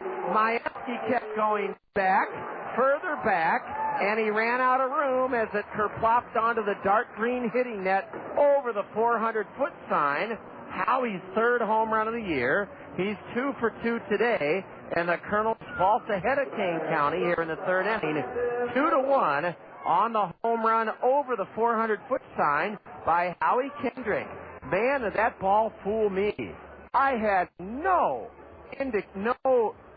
idea at all that ball was going to leave the ballpark. A high, deep drive over the 400-foot sign in center by Howie Kendrick puts the Kernels ahead here in this bottom of the third inning, 2-1. Wow, Howie Kendrick slugged one over the 400-foot sign in center. Brandon Wood took a pitch inside. Now the lefty misses low, and Brandon's ahead 2-0. Brandon Wood flew to center his first time up. He drills one to deep left center, way back at the 378 mark. Goodbye! Goodbye! Back-to-back homers by Howie Kendrick and Brandon Wood have catapulted the Kernels further ahead here in the bottom of the third. It's 3-1 Kernels.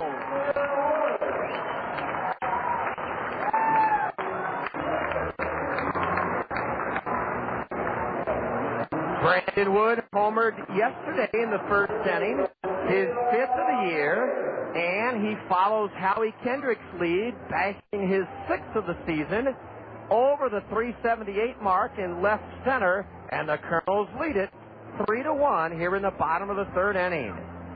Kendrick and Wood go back-to-back.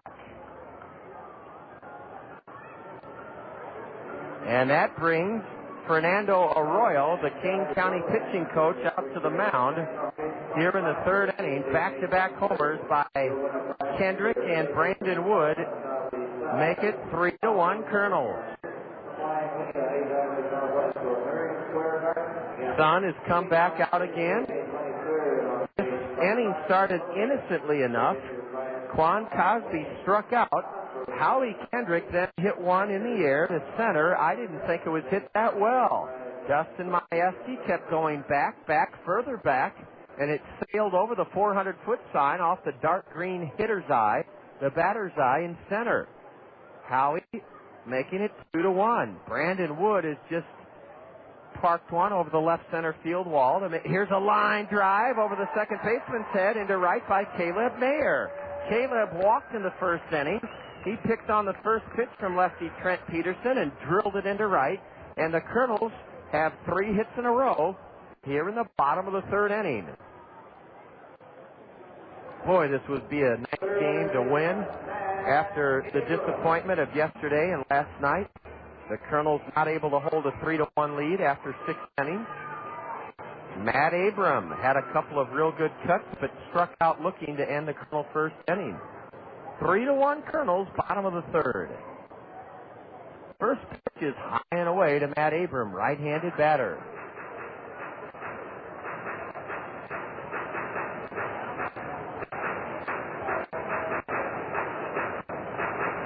The wind is blowing out over the 403 sign, and it may have helped a little bit on Howie Kendrick's home run.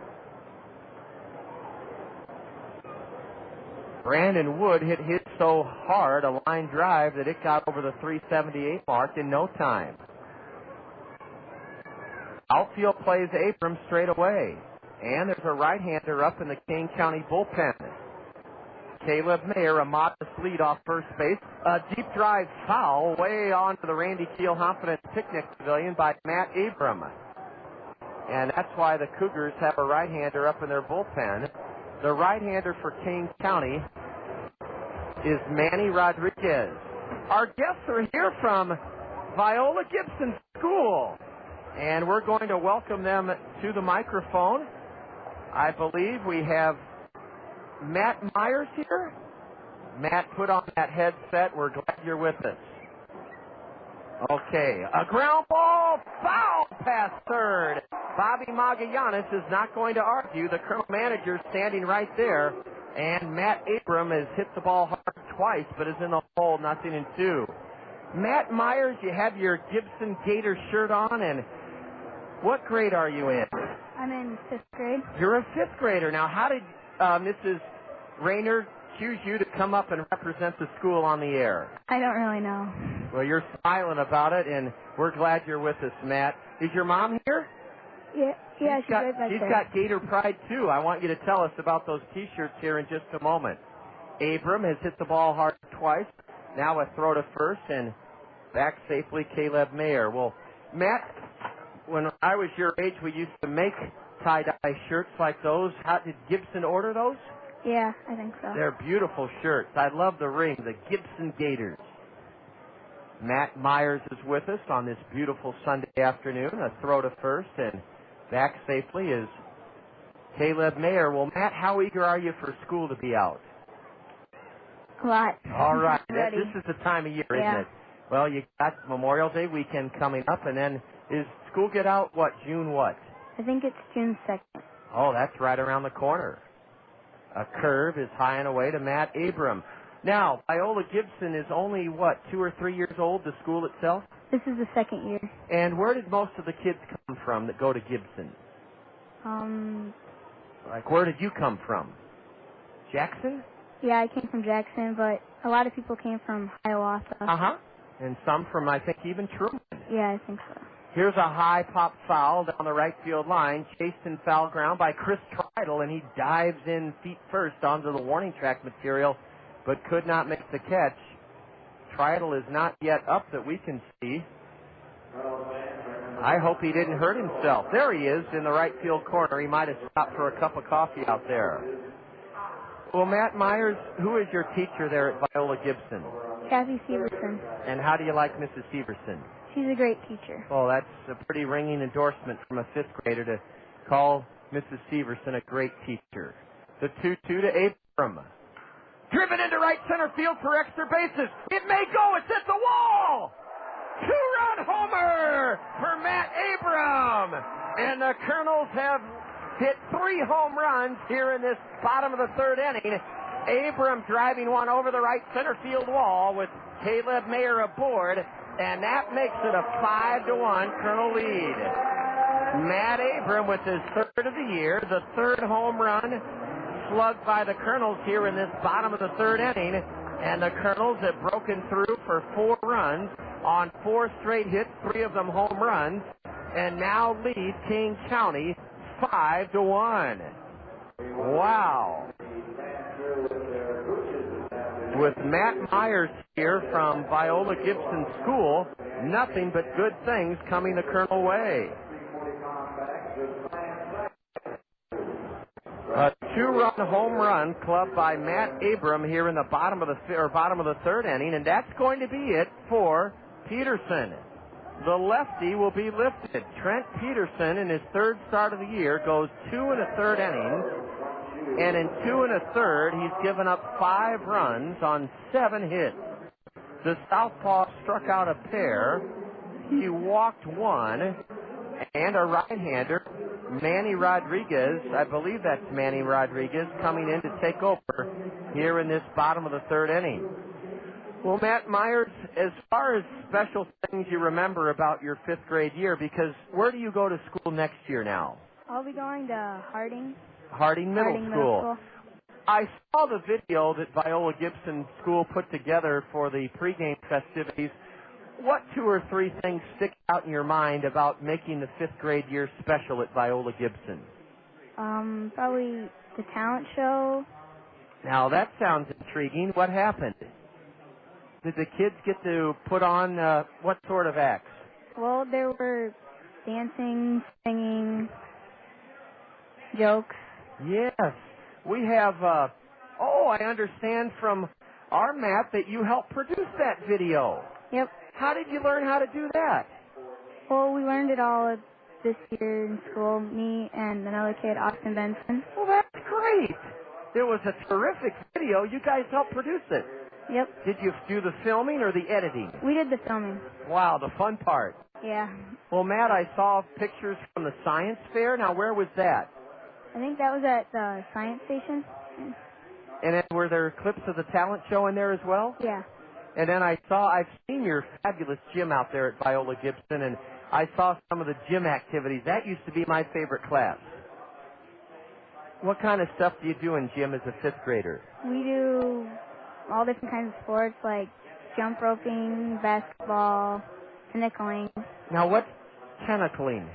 Tentacling, there's 2 poles, and you sort of dance inside and then step out. Yeah, it teaches agility and rhythm. Oh, I know. I've seen it, sure. Matt Myers is here with us from Viola Gibson School. We've just learned that he helped produce the video that these thousands of fans saw earlier this afternoon. More with Matt as we go here. In fact, I know another question that our broadcast assistant Matt Moss and I would love to hear about Matt Myers. Greeting the right-hander Rodriguez is Blake Balcom, and he skies one foul up into the club seats above the Colonel first base dugout. This indeed is Manny Rodriguez taking over for Trent Peterson. Not to put you on the spot, Matt Myers, but could you tell us a little bit, if you know, about who Viola Gibson was? Viola Gibson was a black lady. Yes. She helped against racism, sort of. That's what I thought. I had heard that she helped back in the early 50s when mean people in Cedar Rapids didn't allow black people to go in the public swimming pools, that Viola Gibson helped change that. Yeah. I thought, and was she also a teacher? I don't know. Okay, we'll ask Sure. Mrs. Rayner that. She's given me a CD. I just haven't had time to read it yet. A curveball is low and away to Blake Balcom. And Blake is in the hole 1 and 2. Balcom flew out to right, leading off the second. We're in the bottom of the third, and the Kernels on the strength of 3 home runs. Solo shots by Kendrick and Wood, and a 2-run blast by Matt Abram lead this game 5-1. Another foul to the backstop by Blake Balcom. Well, Matt Myers, how much time did you spend making that video that showed before the game? Probably maybe a few hours. Yeah. Video taping, and the editing, probably a couple hours too. Now, did you help with that? I didn't help with the editing. Okay. Right-handed pitcher Manny Rodriguez pitches to Balcom. Blake breaks his bat and bloops a one-hopper to the right side. Luke Eppert throws Blake Balcom out. Blake Balcom was jammed and hit a little looper to second. The barrel of the bat wound up at the feet of Scott Sable. Scott, along with TV9's John Campbell, may have that as part of their Golden Klutz Awards later on this evening. Well, Matt Myers, down the home stretch here, when I was in 5th grade, we had a really fun day near the end of the year. I couldn't wait for it every year as a elementary school student. I don't know if they have them anymore. Nick Kimpton, the batter. Kimpton singled, stole second in the second inning, but was stranded. Ball 1 high from Rodriguez. They were called field days. Does that term ring a bell with you? Yeah, we have field days at the end of the year. Have you had one yet? It's coming up, I think. Aren't they fun? Yeah. Oh, when I was in 5th grade, we had hopping races, a high pop-up. If it ever comes down, it may be caught at second by Luke Eppert. He's shielding his eyes from the sun and backpedaling into shallow right. Luke Eppert has it to end the inning. Nick Kimpton has popped out to second. And for the Kernels in the 3rd inning, 4 big runs on 4 hits, 3 of them home runs. There were no Kane County errors, and the Kernels leave the bases empty. We're going to continue our fascinating talk with Viola Gibson 5th grader Matt Myers when Kane County comes to bat in the top of the 4th. After 3, the Kernels lead the Cougars 5-1, and you're tuned to Kernel Baseball on the Zone. The Crown Plaza 5 Seasons is Cedar Rapids' exclusive downtown hotel. Make plans to experience a spectacular view from the top of the 5 restaurant. Start your day off with us for breakfast or make a lasting impression on your business associates by treating them to our signature lunch buffet that changes daily. For any occasion, enjoy an elegant dinner or the Eddie Picard Jazz Trio in the city's only rooftop restaurant. The Crown Plaza 5 Seasons Top of the 5. Hey, how was the trip? Great. Thanks for getting my mail. Anytime. Wait, where's my new copy of ESPN the magazine and my free messenger bag? I don't know. Gotta run. Hey, is that my bag hanging on your chair? No. The hottest magazine out there is offering the coolest deal. Just call 1-877-ESPN-MAG today and get 26 issues for just $1 an issue. Call now and you'll receive a free ESPN the magazine messenger bag to carry your 26 issues around in style. Is Tim Kirkchin a metrosexual? Have you ever waxed your body hair? Absolutely not. Do you moisturize daily? No. Has a gay man ever hit on you? Yes. Did you like it? Tim Kirkchin's grade. Golick was an 8. I was a 29. Your score is a 10, which means you are a possible future metrosexual. Closer to Golick. Can I tell you what you were 1 point away from in the 0 through 9 point range? The first line would have been stud. You're a manly man. Mike in the morning on ESPN Radio.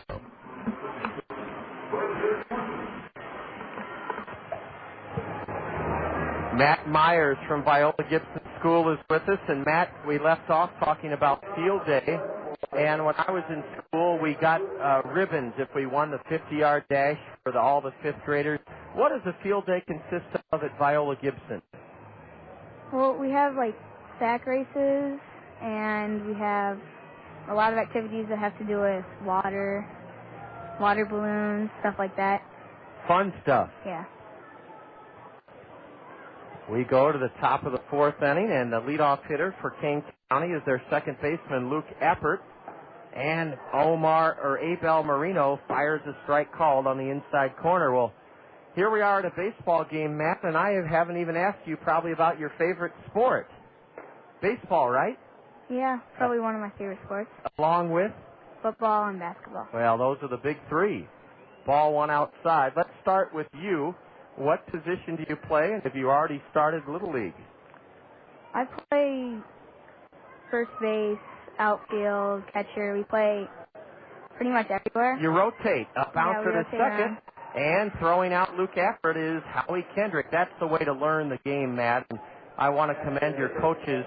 What's the name of your team? What's the name of your league? And who are your coaches? We play for the 11 and under Cedar Rapids Cougars.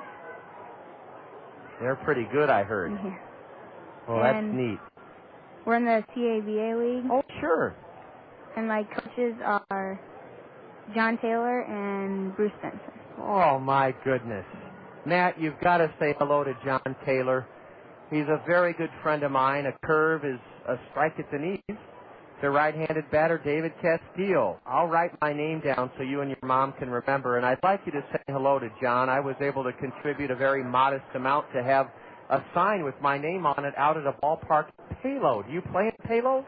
Yeah, that's our home field. All right. Well, gosh, that makes me feel even better now that I've met one of the kids that's on the team.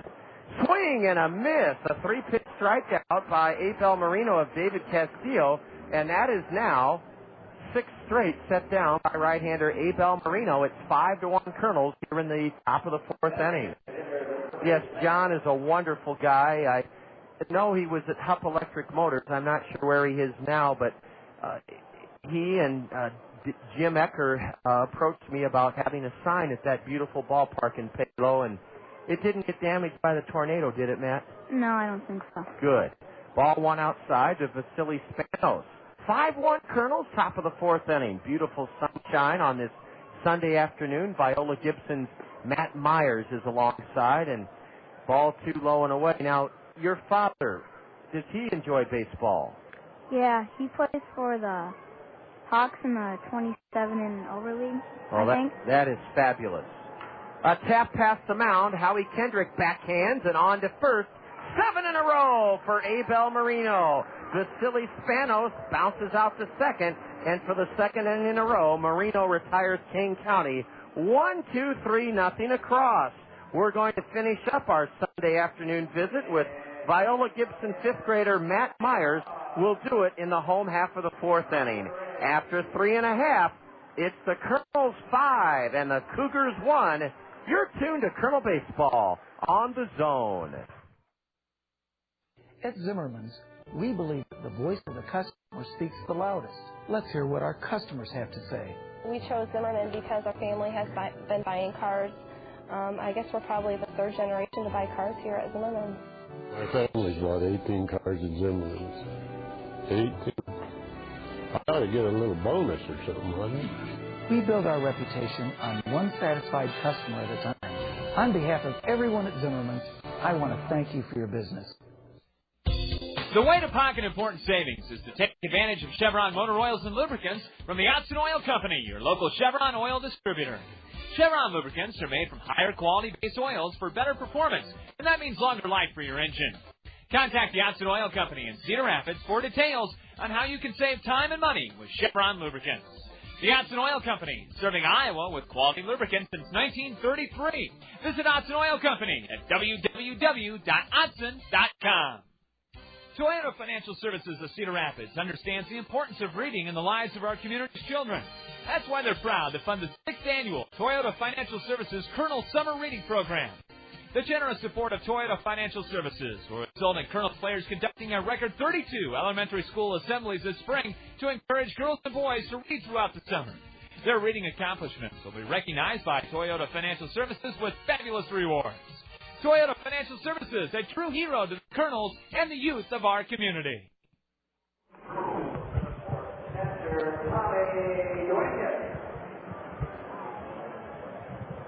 Sun shining brightly.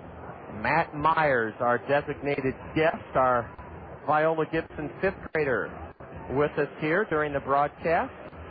Tommy Duenas is going to lead off.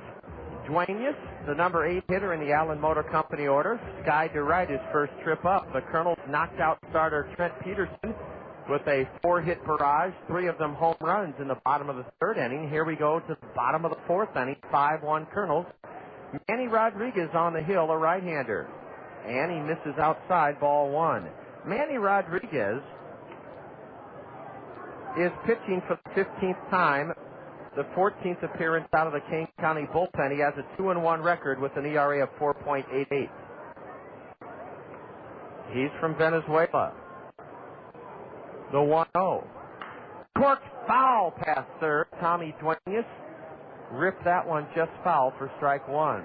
Well, Matt Myers, you were telling us about your father. Now, in the league he plays in, does he ever get to play baseball at this stadium? I think in one tournament he plays here. I bet that's a thrill for him.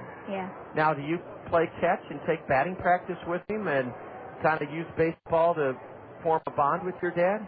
Yeah, we do a lot in our backyard. Oh, that's great. A slider, and Tommy tried to hold up. He did, according to the base umpire, Clint Mahon, and it's 2-1 to Duenas.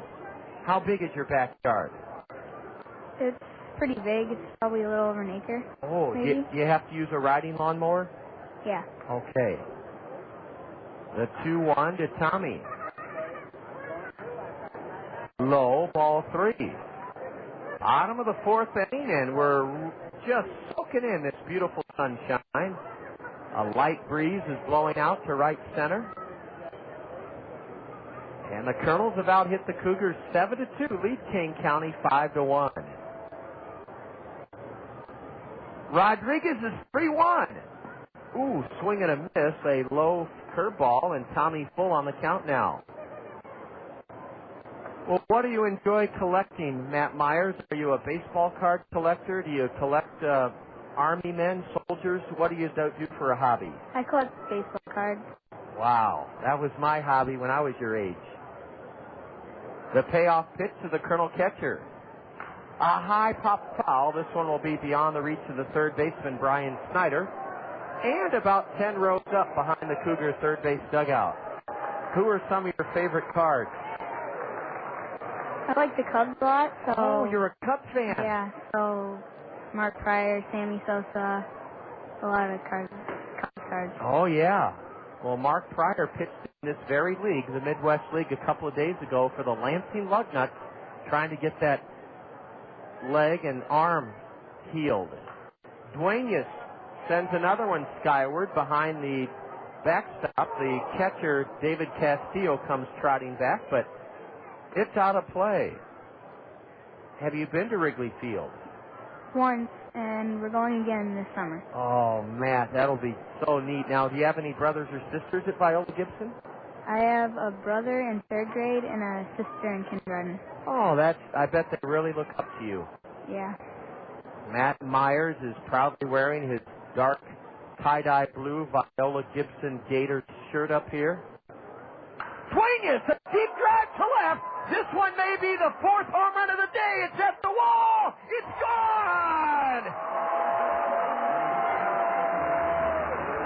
Tommy Duenas launches the 4th Colonel home run of the afternoon, his 3rd of the year, and he had a great at-bat against Manny Rodriguez. The Colonels now lead it 6-1 here in the bottom of the 4th inning. Tommy Duenas fouled off 3 3-2 pitches, and then he belted one high and deep to left. Nick Rogers kept drifting back, went up against the green padded wall, but Tommy belted it over the row of Trivision signs, and now here's a slow roller by Aaron Peel to second. Luke Appert gobbles it up and flips to first, and Aaron Peel is the first Colonel out here in the 4th inning. Boy, oh boy, Matt Myers from Viola Gibson School. You've seen a lot of home runs from up here. Yeah. Now, on that field in Palo where I have the sign to help support the league, is there a home run fence that you guys can actually hit balls out of the ballpark? Yeah. No one ever has, I don't think. I wouldn't think so. You guys are still developing as ball players, and there's no reason to swing for the fences. I think it's 270 in left field or something like that. That's a long way for a 4th or 5th grader. Yeah. Quan Cos, the leadoff batter, batting left-handed for the first time, takes the strike called. It's 6-1 Colonels here in the bottom of the 4th inning. Quan knuckles one foul behind home plate, and that's strike one. Cosby singled, stole second, and scored in the first to tie the game at 1. The Colonels erupted 4 in the 3rd inning on 3 home runs. Kendrick, Wood, and Abram slugging them. And then here in the bottom of the 4th, Tommy Duenas is the leadoff blast. Quan turns on one and bounces it foul off the railing of the Colonel first base dugout. Matt Myers, have you been to many games yet this spring, or has your family been too busy? This is my 2nd game. Fabulous. What do you like best about coming out here? Watching the game. All right. That's fun in and of itself, isn't it? Yeah. Especially for a kid like you who loves baseball.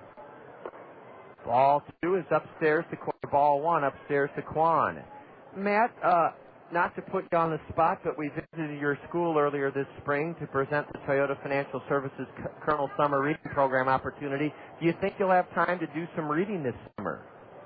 Probably. I hope so. We have some fabulous prizes that you can earn. A ground ball to second by Quan Cosby, hustling down the line. He's retired by the second baseman, Luke Appert. And there are 2 gone here in the Colonel 4th inning. Our time is fast slipping away with Matt Myers. Matt, you said you may go to Wrigley Field this summer. Will that be your family's main vacation? I don't think so. Where else might you head? I don't think we really have anywhere planned yet. Okay. But I think we're going somewhere. Well, I hope you get a chance to travel as not only to Wrigley Field, but to a vacation spot. Where would you like to go? Somewhere warm. Oh, all right. We all deserve that. It's been a long, raw spring, but it's beautiful today for Viola Gibson. A strike call to Howie Kendrick. Now he loops one foul off to the right, and Howie's in the hole, 0-2. 6-1 Colonels, bottom of the 4th inning.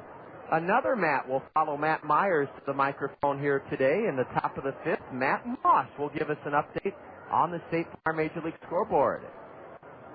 Kendrick, his home run in the 3rd, broke a 1-1 tie. Howie slugged one onto the green netting above the 400-foot sign in center. Manny Rodriguez in his first full inning of relief of starter Trent Peterson into his windup.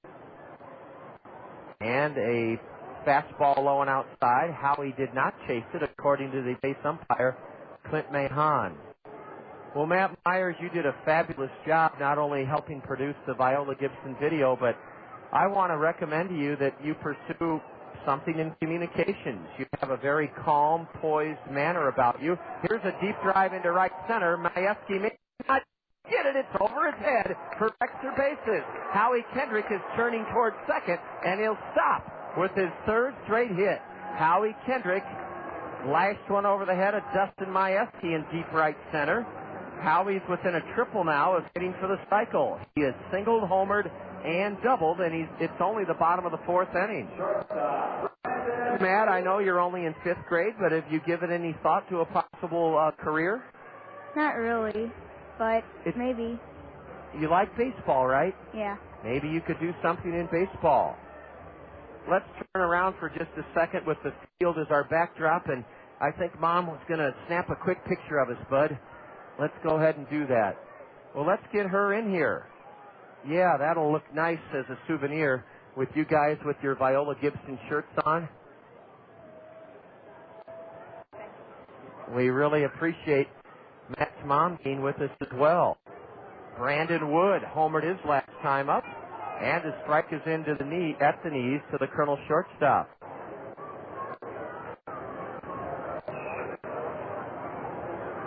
Right-handed hitter who's homered in both games of this series. A breaking pitch, and it's strike two call to Brandon Wood. Matt, I hope you know about the special treat if you're able to stay for the whole game. After the game, do you know what you get to do? No. If you choose, you could go down and run the bases. And I bet you'd win it. I bet you win a race around the bases. Swing and a miss on a fastball. Brandon Wood fans. The Colonels add to the lead in the fourth inning. A leadoff homer by Tommy Duenas, the fourth Colonel bomb of this afternoon. 1 run, 2 hits for the Colonels. There were no errors, and the Colonels leave 1 man aboard. Well, Matt Myers, on behalf of the Colonels and all of our great listeners, thank you so much for being our guest here and representing Viola Gibson and the Gators with such a great degree of pride. We really appreciate it. Matt Myers, our interview or our guest from Viola Gibson, will check scores in the top of the fifth inning on the State Farm Major League scoreboard. After 4, the Colonels 6 and Kane County 1. You're listening to Colonel Baseball on the Zone. Been looking to buy a used car, truck, or van? If so, head to Select Auto now. All vehicles are priced to sell with bottom line pricing. Monthly bills getting you down? Can't afford the car of your dreams? No problem. Select Auto offers payment plans to fit around your budget. Select Auto also offers great warranties on all cars. Not to mention their experienced and friendly staff in their full-service service department. Hate being chased around the lot by those annoying salespeople? At Select Auto, you won't be bothered by any salespeople. You deal directly with the owners. Got bad credit? Not a problem. They offer financing for any credit, good or bad.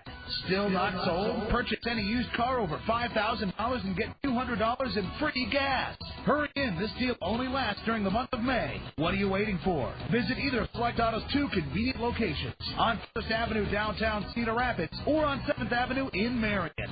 Select Auto, a great way to buy a pre-owned car. Hey, man, what's up? Just getting ready to kick your butt. Right. And mess up your hair? You just wish you could look this good. No, nothing but that. Hey, I'm a busy guy. I don't have time to make my hair look as good as yours. I mean, who has time to schedule an appointment, let alone show up for it?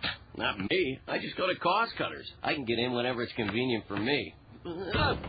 Nice shot. Yeah. So you're telling me you just walk into Cost Cutters and come out looking good? Well, for some of us, that comes naturally. But Cost Cutters makes it easier. They can do anything you want. A cool cut, even some color, and get some of that styling gel stuff to keep you looking good.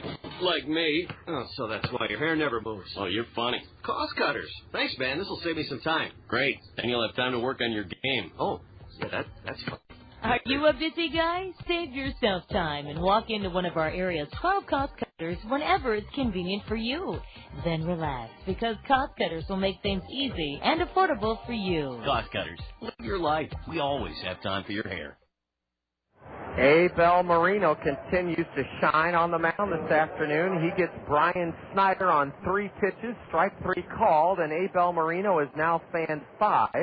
He has retired 8 straight. The last Cougar to reach was this batter, left-handed swinging Dustin Majewski. Majewski a single into right in the second inning, that was doubled off first on a line drive to Caleb Mayer off the bat of the on-deck hitter, Trevor Brown. Here's a looper down the line and left. It'll fall in front of Nick Kimpton for a 1-out single. Dustin Majewski is 2 for 2. He hit it off the end of the bat, and first pitch swinging, he dumped it down the line and left for a base hit, and that's the end of the 8-in-a-row string for Abel Marino. State Farm Insurance agent Gary Shubat. Gary Shubat, Dale Thompson, Al Shetler, and Lanny Peterson bring us this look at the State Farm Major League scoreboard. Colonel Broadcast Assistant Matt Moss. We may have some finals. Yeah, John, we have some finals in the National League. At Turner Field, the Braves defeated the Dodgers 5-1. At Shea Stadium, the Mets shut out the Rockies 4-0. At the Great American Ballpark in Cincinnati, the Reds shut out the Astros 7-0.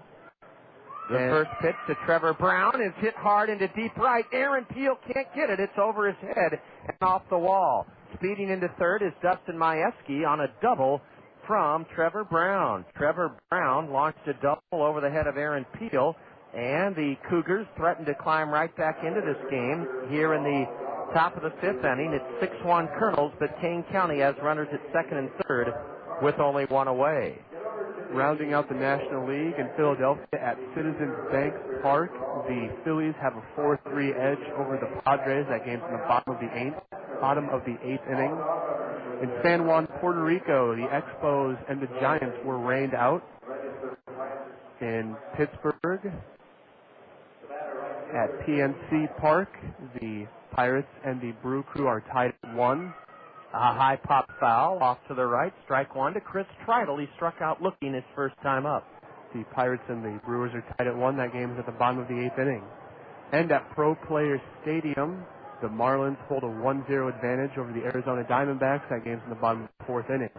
And tonight on the Zone in prime time, 7:05 start, you can listen to the St. Louis Kernels and the Chicago Cubs. That's sure going to be a pitching duel, John, with Matt Clement versus Matt Morris. Oh, boy, I didn't know that was the matchup, Matt. Thank you so much. You'll hear it, as Matt said, right here on the Zone. Tritle swings at a high fastball, didn't get it. Strike 2. Abel Marino trying to protect a 6-1 Kernel lead.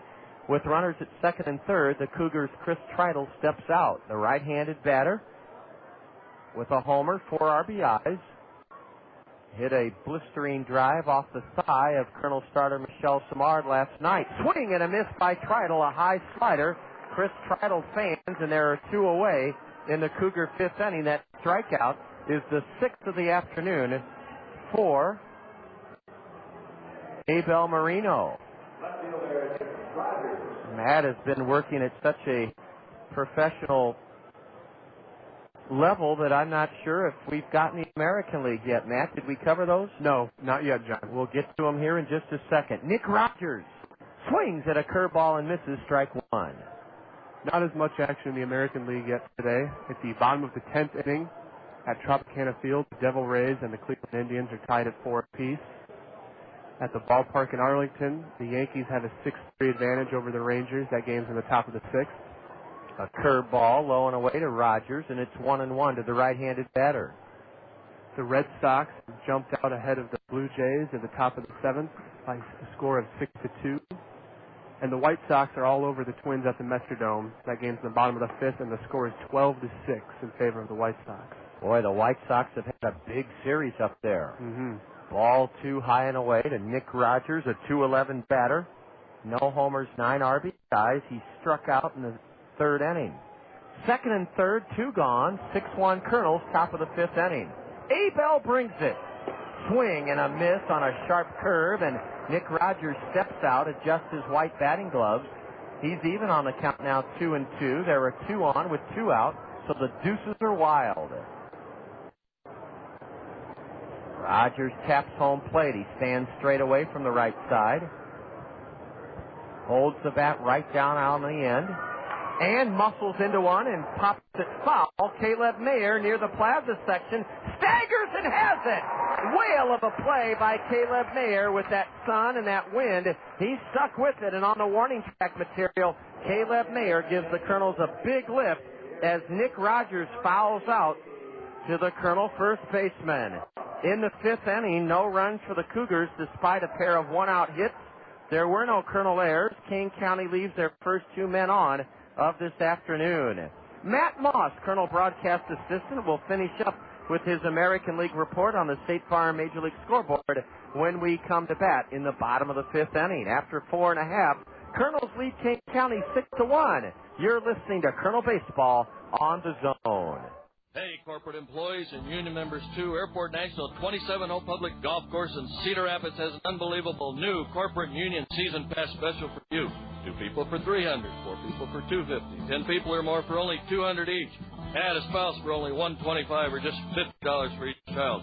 Airport National Public Golf is now accepting new corporate, charity, and church golf outings and leagues starting as low as only $11 per person. Holy sliced, Batman. Please visit us just 4 miles east of the Eastern Iowa Airport today. Did you know nearly 40% of all the waste going to landfills is paper? That includes newspapers, magazines, catalogs, junk mail, computer paper, cereal boxes, pop and beer cartons. Your friends at Cedar Rapids Solid Waste and Recycling encourage you to recycle those common household paper products by putting them in your blue recycling box on Collection Day. Save our landfill space. Recycle your paper waste.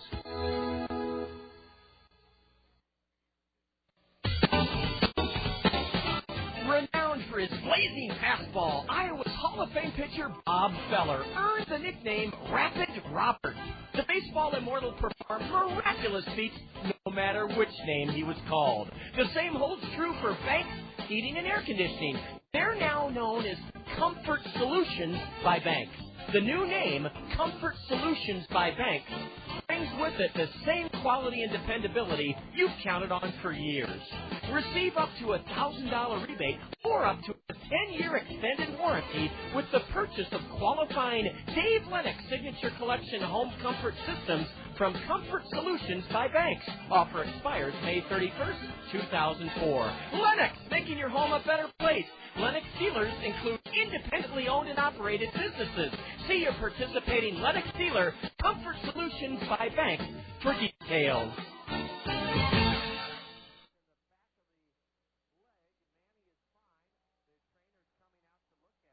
Caleb Mayer, retired pitcher to first baseman, on a wicked bullet that appeared to hit Manny Rodriguez on the back of the right calf. The trainer's looking him over, but I think he's okay, just as Michelle Samar was yesterday. Matt Moss, couple of things. Let's finish up our look at the American League on the State Farm Major League scoreboard. Then we'll have you describe what Ray is doing with one of the Sky Dogs. Well, rounding out the American League, 3:05 start time, so those games are underway. We don't have scores for them yet, but the Orioles are playing at Angel Stadium against our parent club, the Anaheim Angels. At Safeco Field in Seattle, the Mariners are meeting the Tigers. And at the Coliseum in Oakland, the Athletics and the Royals are playing this afternoon. So those games just began. Complete look at the State Farm Major League scoreboard, brought to you by State Farm Insurance agent Gary Schuback. Manny Peterson, Dale Thompson, and Al Shetler. After Matt Abram discards his bat, whatever he does here in the fifth inning, and we'll have Matt Moss describe as he watches it unfold exactly what Ray told us on the dugout interview, what one of his Sky Dogs is trained to do. Abram slugged a 2-run homer over the right center field wall. His last time up, it was his third of the year. Matt misses a changeup, strike one. A lefty is on his feet in the Cougar bullpen, just in case Manny Rodriguez doesn't recover from that bullet that hit the back of his calf off the bat of Caleb Mayer. Boy, Caleb's hitting the ball very well. A deep drive to left by Abram. It could be the 5th home run for the Kernels. It's off the wall. Matt Abram is into second with a booming double. Matt Abram missed his second home run by inches. And Matt Moss, what's happening to his bat? Well, it seems that one of Rock and Ray's canine cohorts is acting as a substitute ball boy here in the bottom of the fifth. And, in fact, a substitute bat boy as well. That's what I meant, bat boy. I said ball boy. I meant bat boy, John. Well, let's see if Ann Hearn, she is sitting in bright sunshine right next to the Colonel dugout. And I think Matt Moss described it perfectly. One of Ray's dogs is called Bat Dog, and he's able to go out to the dirt batting circle. Here's Blake Balcom taking low, ball one. He's able to retrieve the bat. Now, Ann and Eric Hearn are season ticket holders, and Ann and Eric, does Ray give the Bat Dog a reward or a treat after he retrieves the bat? No, he doesn't. That is one well-trained pooch. Yes, it is. Ray is with the dog right now in the Colonel dugout as Blake Balcom offered on a pitch below the knees. He went around, strike one. Matt Abram narrowly missed the Colonel fifth home run of the afternoon as he belted one high off the green padded wall in left field for a one-out double, and Blake Balcom will try to drive Abram home to add to the Colonel 5-run lead here in the bottom of the fifth inning. Swing and a miss by Blake on the slider. We had a good time talking to Rock and Ray earlier today, didn't we, John? Oh, a great time on the dugout interview. He is such a genuine lover of dogs. He encouraged owners to, before you decide to be a dog owner, pick out the kind of dog that fits your personality. Do you like playful dogs that you want to give attention to every day, like Sky Dogs? Or do you want more of a lap dog? A bouncer to short. A runner will try for third. Abram is out at third base. Matt Abram out at third, trying to advance on a chopper to shortstop. It went 6-5. Ingram the shortstop to Brian Snyder, and Blake Balcom reaches on a fielder's choice. Matt Abram thrown out, trying to advance to third on a bouncer to short. And there's Bat Dog again. Matt, maybe you could describe the dog's size, his color, and what Ray has him draped in. Well, Bat Dog seems to be about a medium-sized dog, about, I guess, 2 feet tall. A black dog, maybe a black lab or something to that effect.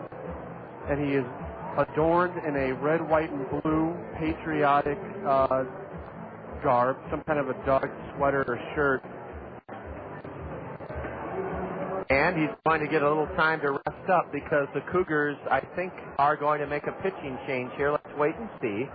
Kane County has a lefty in their bullpen, and he may be summoned in to face left-handed batter Nick Kimpton. He's going to be. Justin Crowder will make his Kane County debut here this afternoon. Crowder, a southpaw, taking over for Manny Rodriguez. Manny Rodriguez pitched 2 innings. Or check that, he pitched a full inning plus 2/3 plus 2/3. He pitched 2 1/3, and in 2 1/3 so far, he's given up 1 run on 3 base hits. The Kernels have out-hit Kane County 10-4, lead him 6-1. Manny Rodriguez struck out 1, and he walked none. Justin Crowder, a southpaw, on for the first time this season for the Kane County Cougars. This game was tied at 1 after 1. The Kernels knocked out the starter, Trent Peterson. Back-to-back home runs by Kendrick and Wood in the third. Then a base hit by Caleb Mayer. Then Matt Abram belted one out over the right center field wall to make it 5-1. Tommy Duenas' leadoff homer against the departed reliever Manny Rodriguez made it 6-1 in the 4th inning. And now a lefty, Justin Crowder, is on relief for King County. Crowder,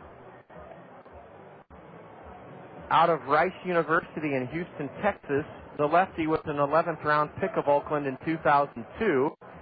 Broke in with Vancouver last year in 2002. Started 3 games, relieved in 14 others. Posted a 2-3 record with 2 saves and a 2.25 ERA. Crowder then injured last year, did not pitch. Justin Wyatt Crowder. He's from Texas, and he is a 24-year-old southpaw. Nick Kimpton singled, stole second in the 2nd inning, popped out to second to end the Colonel 3rd inning. We're in the bottom of the 5th inning. Coming your way in the top of the 6th, the Springhouse Family Restaurant baseball trivia question. 1 on, 2 out for the Kernels. Crowder to Kimpton. A deep drive into right. Way back is Chris Treidel. He will not get it. And rounding third and scoring is Blake Balcom. Nick Kimpton will race to third with an RBI triple. A triple for Nick Kimpton, and it's 7-1 Kernels. Blake Balcom scored all the way from first as Nick Kimpton joins in on the Kernel fun. It's his first triple of the year, and he belted it high and deep to right. Matt Moss, the Kernels have taken advantage of a very important factor in this game today. That stiff wind, John. Old Glory is blowing out right now at that 403, that 403-foot marker, and the Kernels have been all over that steady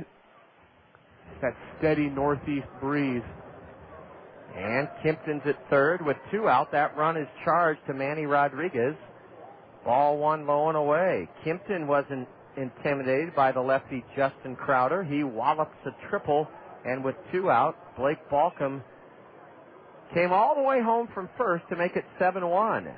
Ball 2 down and into Tommy Duenas.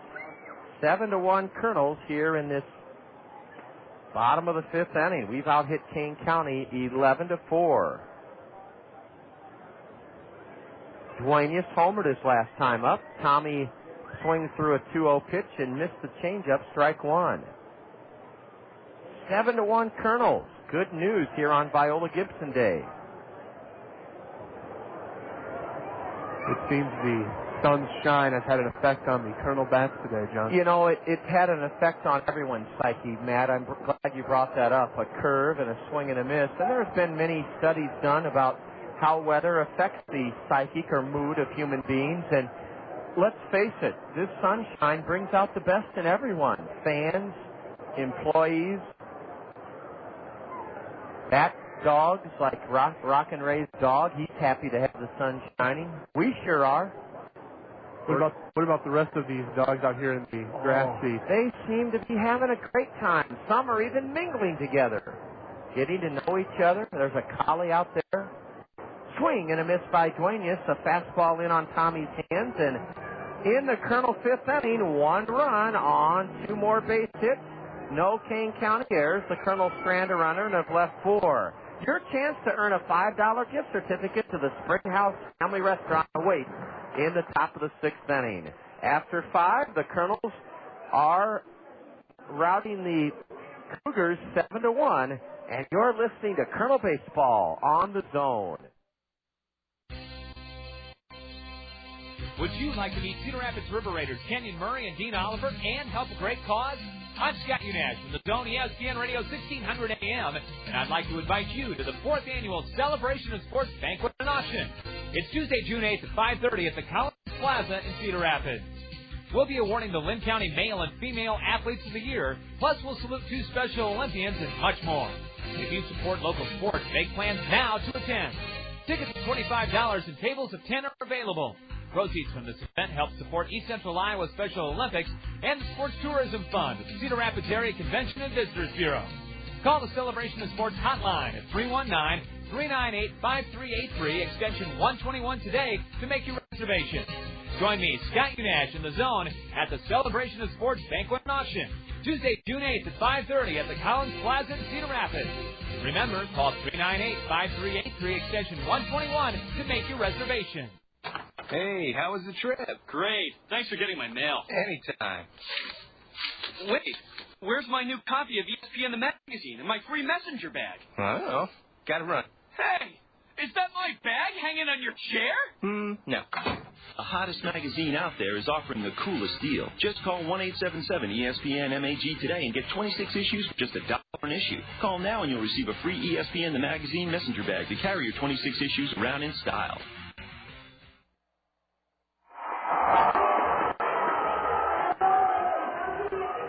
Abel Marino ready to set sail in this top of the 6th inning with the Kernels enjoying a 7-1 lead.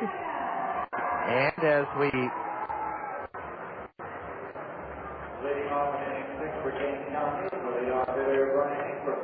As we always enjoy doing during the top of the sixth inning, we give you a chance to earn a $5 gift certificate to the Springhouse Family Restaurant. A strike is called to the left-handed batter Brian Ingram. Now he tops one softly to the base of the mound. Fielded by Abel Marino, and he shovels it over to the first baseman Caleb Mayer. An easy first out in the top of the sixth inning. 7-1 Kernels. And let's tell you about the Springhouse Family Restaurant. A free birthday meal can be yours before your birthday. You just fill out a card that is on the tables at the Springhouse. Your name, address, and birth date. You don't have to put your year down. And the Springhouse will send a letter to you good for a free meal anytime, morning, noon, or night. A free birthday meal can be used anytime during the month of your birthday. No limitations. You can order anything on the menu. A free birthday meal can be yours by stopping into the Springhouse and simply filling out a card with the pertinent information. It's 0-2 to Luke Appert. Quickly, here in this top of the sixth inning, Abel Marino spinning a gem of a ball game on this Sunday afternoon. The 0-2 to the left-handed batter is high and away. If you've already earned a $5 gift certificate to the Springhouse as our Springhouse Family Restaurant Baseball Trivia Question winner, please play along wherever you're tuned in on this Sunday afternoon, but don't call. Don't call if you've already won from the Springhouse. A check swing and a slow roller foul toward the Cougar dugout. It's still 1-2 to Luke Appert. With those ground rules in mind, Matt Moss, Colonel Broadcast Assistant, will have the Springhouse Family Restaurant Baseball Trivia Question for us after this next pitch to Appert. Luke loops one over the head of Howie Kendrick. Howie back, leaps and can't get it. It drops just out of the reach of Howie Kendrick. A Texas League single by Luke Appert into shallow center is the Cougar fifth hit of the day. 1-on-1 out for David Castillo, and Matt Moss, what do we have cooking on behalf of the Springhouse Family Restaurant? Well, our trivia question for today, Sunday, May 23rd, is: this medical procedure was the first to be named for a pitcher. Name it. Again, that question for our Springhouse Family Restaurant is: this medical procedure was the first to be named for a pitcher. Name it. A high, deep drive into right, and out of the reach of Aaron Peel, it fell onto the warning track material, slicing off the end of the bat of David Castillo. Castillo gave the Cougars a 1-0 lead with his sixth home run of the year back in the first inning. For your chance to win a $5 gift certificate to the Springhouse Family Restaurant, give us a call at the press box at 896-7589. That number again is 896-7589. And we'll repeat. Well, there's the phone ringing. There's the phone ringing. A pitch outside, ball one to David Castillo.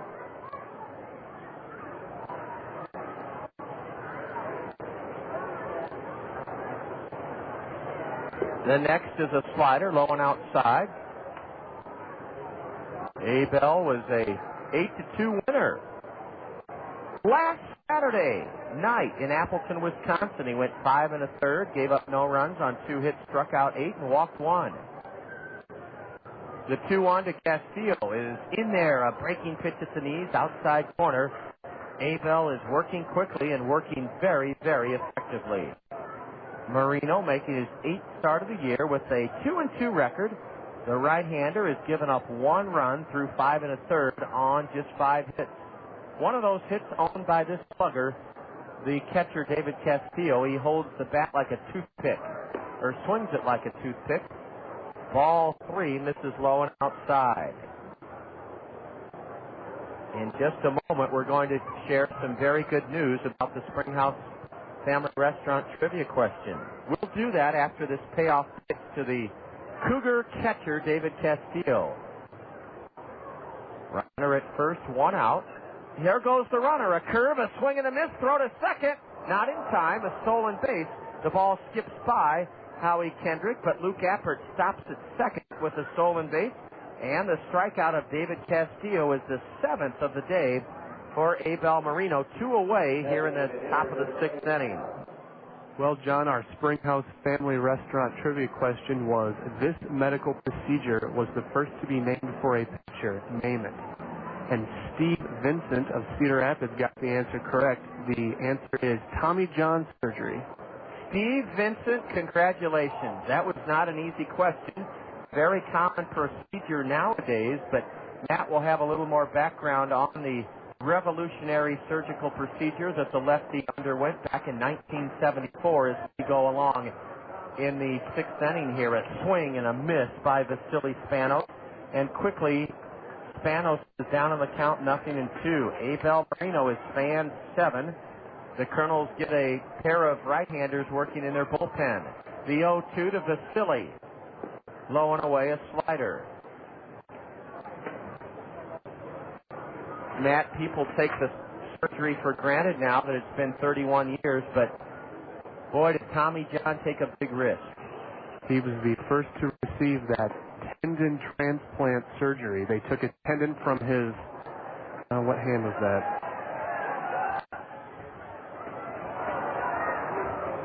High pop foul off to the right. The count remains 1-2 to Vasily Spanos.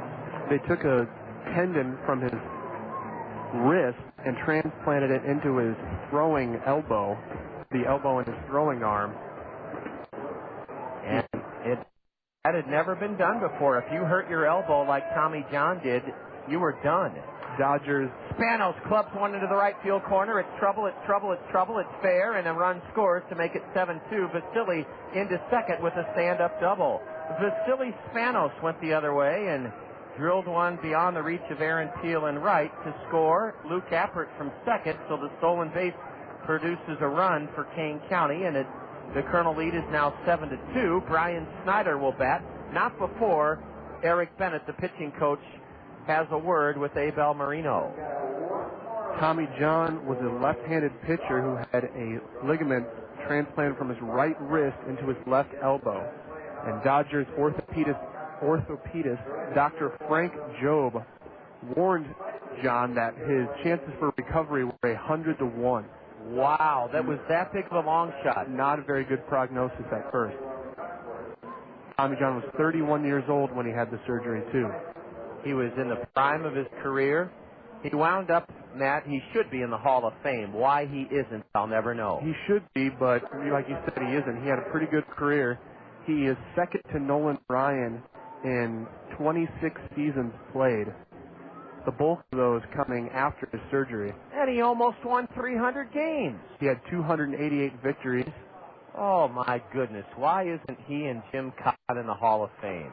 2,245 strikeouts and a lifetime ERA of 3.34. Well, that's a crime that Tommy John isn't in the Hall of Fame. A strike called on the outside corner to Brian Snyder.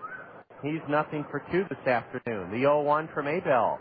Slice, same place, deep to right. This one may go. It's at the wall. It's off the wall. Another extra base hit, and Kane County's right back in the game. Here's the runner trying for third, and he will be safe. A 2-out triple for Brian Snyder makes it a 7-3 game. And the Cougars are in first place for a reason. One of those reasons is they never give up a triple by Brian Snyder over the head of right fielder Aaron Peel, and that's going to be it for Abel Marino. Abel Marino pitched 5 2/3, and in 5 2/3 he's given up 3 runs on 7 hits, 3 of them coming in this 6th inning. Abel struck out 7 Cougars, and he walked none. That's a great outing for Abel Marino. Hustling in from the Colonel bullpen is Jesse Smith. Jesse Smith, a right-hander. Listen to the hand for Abel Marino.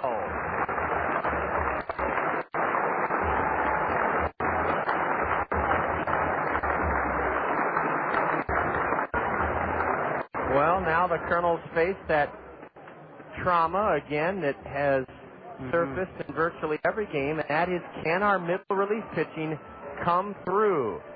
Last night, Alan Buckley spun his wheels a little bit and could not protect a 3-1 lead. Let's see if Jesse Smith can help the Colonels through this middle part of the game. We're in the top of the 6th inning, and the Colonel lead is shrunk to 4 at 7-3. Jesse Smith has not pitched since last Sunday. He pitched 2 scoreless innings in a Kernel loss, or rather in a Kernel win, a Kernel 8-0 win up in Appleton, Wisconsin. Jesse spun 2 scoreless innings in relief of starter Micah Posey. I'm going to double check that. No, in relief of starter Nick Touchstone in a Kernel 8-0 win. So Jesse Smith has not worked in a week. He'll come on to replace Abel Marino. Matt Moss, the subject of our Springhouse Family Restaurant baseball trivia question, the remarkable surgical success of Dr. Yoakum with Tommy John, and now that surgery is so common, Tommy John had to be very brave to do what he did with those odds 100-1 that he would ever pitch again. Well, the thing is, though, John, is that it was either have the surgery or not play. And so he took a chance, and it came through for him. It sure did, and like I said, Matt, before that Tommy John surgery revolutionized elbows of pitchers. If you hurt your elbow as a pitcher, you either rested till it healed, or you pitched with excruciating pain, or you had to retire or perhaps become a position player. Dustin Majewski's 2 for 2. Jesse Smith delivers a fastball for a strike called. Jesse 0-2 this year, pitching for the 12th time, 21 innings hurled. He's given up 22 hits in 21 innings, and 23, walked 13, the league hitting .235 against 23-year-old right-hander Jesse Smith. A high pop foul, it's a fair ball rather, and Matt Abrams staggers underneath it behind third and on the grass in shallow left, puts it away. What a great effort by Abel Marino, and a super job out of the bullpen by Jesse Smith. With the runner at third, Dustin Majewski pops to third, and in the 6th inning, the Cougars strike for 2 runs. On 3 hits, no Kernel errors, a stolen base. Kane County leaves a runner, they've left 3. And we go to the bottom of the 6th inning. The Kernels look to add to their lead.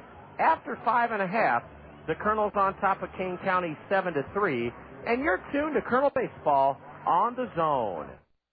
When searching for a professional logistics team of experts to handle your warehousing operations, look to Worley Warehousing. Worley Warehousing will help you achieve greater efficiencies by providing superior warehouse facilities, technological advancements, and expert professionals. By focusing on technological innovations and keen foresight, Worley Warehousing has grown into one of our nation's leading warehousing operations. Worley Warehousing, your single source for all of your warehousing and distribution needs. Here's a fact about the new Veterans Memorial Stadium I bet you didn't know. All of the grounds surrounding our community's newest source of pride are maintained by Greg's Lawn Service. That's right, it's Greg's Lawn Service that provides you with that initial lift when you approach our magnificent new ballpark.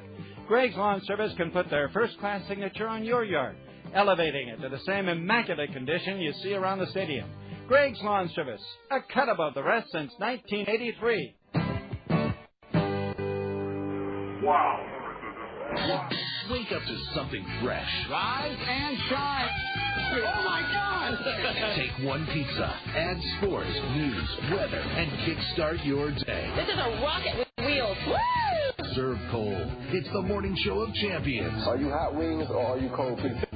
You don't get this at any other morning show. Wake up to Cold Pizza, the morning show with everything. Weekday mornings at 7 a.m. Eastern on ESPN2. Oh, and hold the anchovies.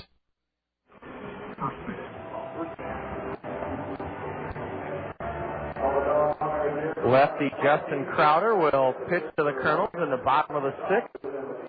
The Kernels on top, 7-3. We're just past the top of the hour here in Eastern Iowa, and we want to remind you that you're enjoying Kernel Baseball here on the Zone, ESPN Radio 1600, KCRG, Cedar Rapids, Iowa. Deb Williams is our in-studio engineer. I'm John Rogers, and before we get back to the subject of our Springhouse Family Restaurant Baseball trivia question, Tommy John, Matt Moss, a very good piece of news from Anaheim. We're not going to go through all the scores here on the State Farm Major League scoreboard, but Mike Kuhlbeck, our Director of Public Relations and Marketing, gave us some very good news about 2002 Kernel first baseman Casey Kochman. That he did, John. Casey Kochman has an RBI single today and has 43 at-bats without a strikeout. What a good way to start your big league career. Oh, tremendous news. Thank you, Matt. And the Angels lead the Baltimore Orioles 3-1 in the bottom of the second inning. That's great news. Crowder, the lefty, delivers a strike to Aaron Teal. Aaron is rolled to short and grounded to second. The number 9 hitter leads off here in the sixth inning. The Kernels certainly would like to add to a 4-run lead, 7-3. Ball one outside to Teal. Matt, what was the name again of our Springhouse Family Restaurant baseball trivia question winner? Steve Vincent of Cedar Rapids. The 1-1. Teal swings and misses, strike 2. Well, I'm not sure how long it took Tommy John to recover from that surgery back in 1974. He sat out the half of the 74 season, the entire 75 season, and he went 10-10 in the 1976 season. He went 10-10 with a 3.09 ERA and 207 innings pitched. That's remarkable. A curveball does in Aaron Teal. He's gone swinging, one away here in the Kernel sixth inning. Quan Cosby at the plate. Sun shining brightly. The game just approaching 2 hours in length. Bottom of the sixth inning. 7-3 Kernels. Quan singled, stole second, and scored to tie the game in the bottom of the first inning. Since then, Cosby is struck out and grounded out to second. Quan batting right-handed against this lefty, Justin Crowder. In 1977, Tommy John went 20-7, winning 14 of his last 17 decisions. I think he was with the Yankees. Or was he still with the Dodgers? Okay, with Tommy Lasorda's Dodgers. That season, the Dodgers unseated the two-time world champion Cincinnati Reds. Oh, great year for Tommy John. Strike 2 called on the inside edge to Quan. It's a big red machine. Cosby hitting .244, a couple of homers, and 8 runs driven in. Ooh, a fastball from Crowder, just missed inside. Yeah, I think for a lot of the reasons you're documenting, Matt Moss, Tommy John really deserves a second look at the Hall of Famer. I agree. The 1-2. Bounced over the hill, and the shortstop cutting over. Can't make a play. It thumped off his chest. That'll be a tough ruling for Al Gruwell. Al immediately... For the Colonel, number 3, Sean Rodriguez. Al immediately rules it a base hit. Quan Cosby aboard with an infield single. He tapped it over the pitcher's head, and the shortstop with a do-or-die play had it ricochet off his sternum behind the mound, and it's a base hit for Quan. A pinch hitter now for Howie Kendrick is Sean Rodriguez. Let's hope Howie isn't injured or feeling under the weather. Howie Kendrick, 3 for 3 this afternoon with a chance for the cycle. So something must have gone awry with Howie Kendrick because he's being lifted for pinch hitter Sean Rodriguez. Sean, a right-handed hitter, facing lefty Justin Crowder.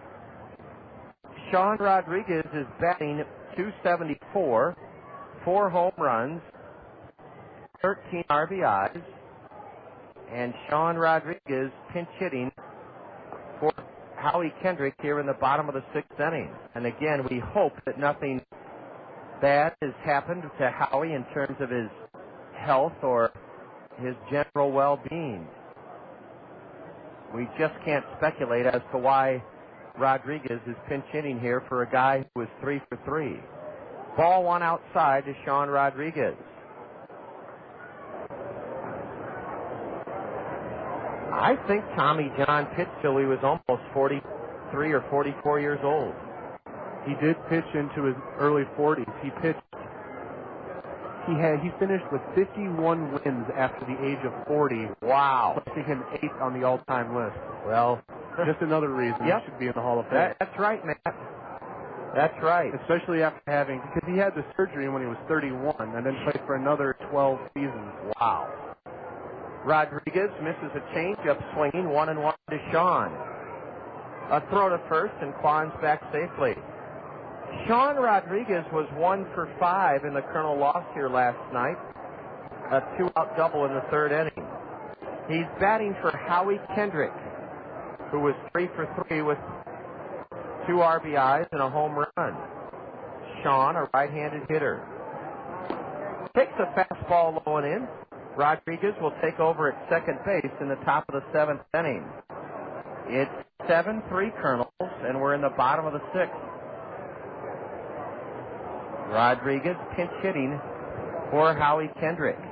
This is one of those times, Matt, I wish we had a phone up here that we could call down to the dugout and say, hey, let us know what's going on. But we have to just be patient and find out after the game or tomorrow about Howie Kendrick.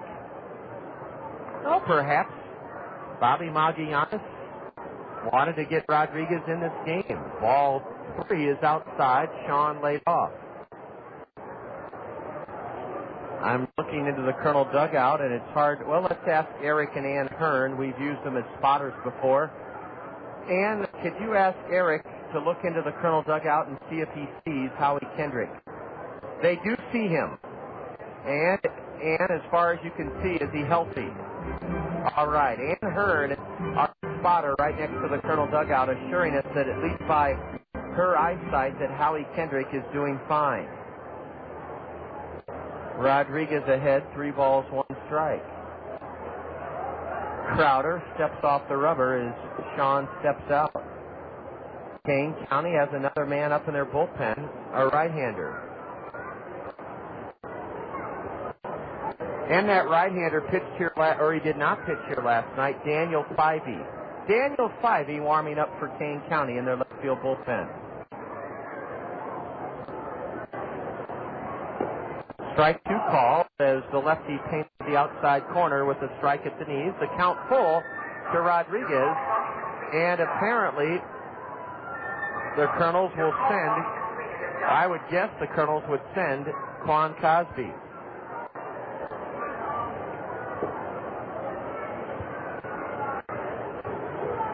Is Quan running? He draws the throw, and he's back standing up. Abel Marino, 5 1/3, gave up just 3 runs on only 7 hits, fanned 7, and walked none. Jesse Smith came on with a runner at 3rd and 2 out in the top of the 6th. There goes Quan, and a base hit ripped into left by Sean Rodriguez. Quan stops at second, even though he was running on the pitch. Rodriguez hit it so hard into left field that Cosby had to hold it second. 1st and 2nd, 1 away for Brandon Wood, and we can't emphasize enough how much the Kernels need to keep trying to add to their lead. They need to do that because the wind, as Matt Moss has pointed out, is blowing out towards right center at 20 to 25 miles an hour, and no lead is safe against the first-place Kane County Cougars, especially on the road.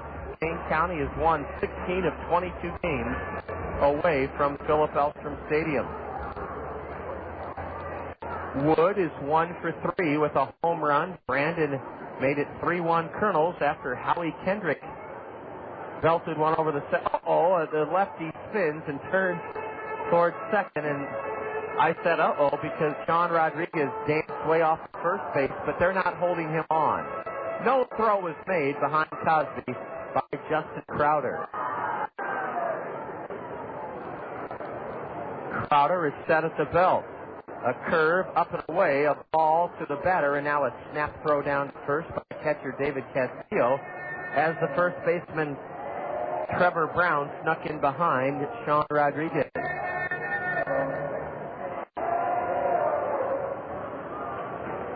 We'll have our Kernel of Wisdom for you coming up in the 7th inning on this gorgeous sunny Sunday afternoon. Viola Gibson Day, Bark in the Park Day. Great combination.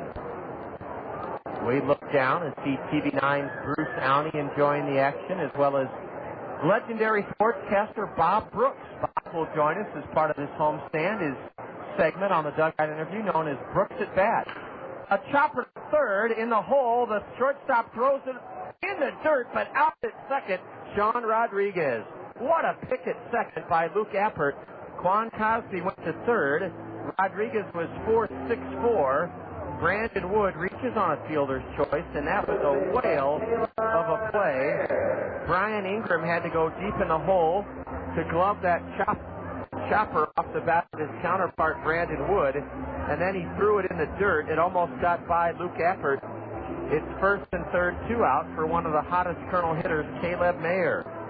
He's walked, singled, and scored, and been retired on a bullet back to the mound. Caleb Mayer stands in with a chance to add to the Kernel 7-3 lead. Ball one low from lefty Justin Crowder to Caleb Mayer. The Kernels have out hit Kane County now 13-7. The Kernels have belted 4 home runs, but only lead the game 7-3. Swing and a miss by Caleb. He tipped it foul into the middle of the catcher. Caleb Mayer with a very healthy cut. Now even, 1 ball, 1 strike.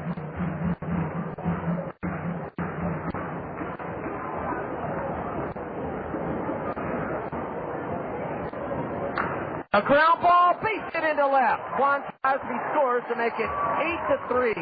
Caleb Mayer is red hot. He had 3 hits last night. Bobby Magallanes put him in the Allen Motor Company cleanup position in the Kernel lineup, and Caleb has come through big time. Caleb Mayer grounds a single through the left side. Juan Cosby's home to make it 8-3, and the Kernels now have 14 hits, and the Kernels are within 2 runs of a Taco Bell 10 spot. The Kernels are within 2 runs of a Taco Bell 10 spot on this Sunday afternoon. And Dave Jaffe, the skipper of the Cougars, comes out, and he's going to make a pitching change, I believe. Let's see if the Cougar skipper goes to the bullpen and brings in Dan Fyvie. Daniel Fyvie is warming up for Kane County, and that's who they're going to go to. With 2 out and 2 on here in the bottom of the 6th inning, Kane County brings in their 3rd relief pitcher of the afternoon. Lefty Justin Crowder goes. He goes 1 inning. And in 1 inning, he has given up 1 run on 4 hits. Crowder struck out 2, and he walked none. Daniel Fyvie, Fyvie, takes over for King County. Fyvie is a right-hander, and Daniel Fyvie is 1-1 this season. He's out of the Cougar bullpen for the 17th time, 1 save, a 3.48 ERA.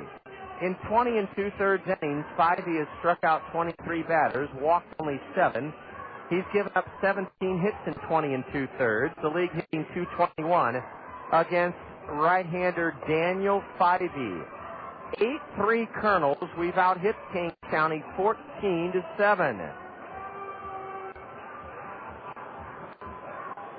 And we have some further proof of the revolutionary surgery that Tommy John underwent back in 1974. I bet at least over 100, well, probably more than that, probably at least 300 or 400 pitchers have undergone Tommy John surgery since 1974. And Matt Moss, I believe you have a partial list of guys whose careers have been resurrected by the miraculous surgery named after Tommy John. John, I have a list of some of the more notable names of recipients of Tommy John surgery. Cardinals ace Matt Morris underwent the ligament transplant. This did Braves closer John Smoltz. Mariano Rivera, the feared closer from the Yankees, had that surgery as well. And so did Kerry Wood of the Chicago Cubs. You know, I'd forgotten about Kerry Wood's surgery, and all the other guys you just mentioned for that matter. Matt Abram, 2 for 3, takes the slider from Fyvie, strike 1. Daniel Fyvie from Mott Community College. He's from Michigan. Oakland signed him as a non-drafted free agent, and this is his 3rd year of professional baseball. First and second, 2 away, as the Kernels have scored a run here in the bottom of the 6th inning. Fyvie with a curve, and it's looped foul into the backstop. And it's 0-2 now to Matt Abram. A 2-run homer in the third inning sent starter Trent Peterson to the showers and put the Kernels ahead 5-1. It's 8-3 in the bottom of the sixth inning. Boy, when you play Kane County, generally speaking, you'll play a 3-hour ball game because they take so many pitches. Add to the fact that the Kernels are within 2 runs of a Taco Bell 10 spot, and you can see why this game is only in the bottom of the sixth inning. A line shot into right center, but there's Dustin Majewski galloping to his left to make the catch. Matt Abram hit it hard, but lines to center, and the Kernels in the sixth inning add to their lead with 1 run on 3 base hits. There were no Cougar errors, and the Kernels gave a pair of stranded 6. We go to the top of the 7th inning, and the Kernels are up in this one 8-3. You're listening to Kernel Baseball on the Zone. Whether you're a serious athlete or a weekend warrior, injuries can take you out of your game. Smart athletes know that Physiotherapy Associates in Cedar Rapids are the experts in the treatment and prevention of sport-related injuries. Our expert staff serves the metro and surrounding area high school athletes. Physiotherapy Associates in Cedar Rapids, the smart choice in sports medicine. Call us at 398-1569. That's 398-1569. We'll get you back in your game today. When it comes to fun in the new Veterans Memorial Stadium, nothing compares to the Westdale Mall Mix 96.5 FM Home Run Hot Tub. As you bask in the soothing comfort of the Westdale Mall Mix 96.5 FM Home Run Hot Tub, you'll be taking in the action from a breathtaking perch just above the left field wall. Register for your chance to be drawn as the winner of the Westdale Mall Mix 96.5 FM Home Run Hot Tub by visiting Westdale Mall.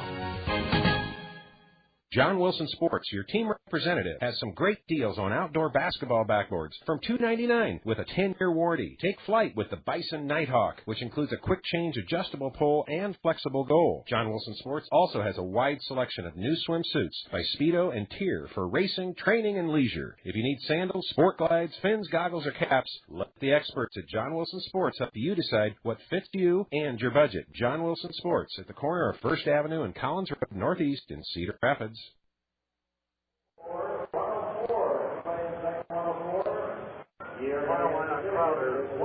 Jesse Smith came on, and he helped the Kernels get out of a jam in the sixth inning in relief of Abel Marino. Smith got Dustin Majewski, who was 2 for 2 against Marino, to pop out to Matt Abram at third and strand a runner at third.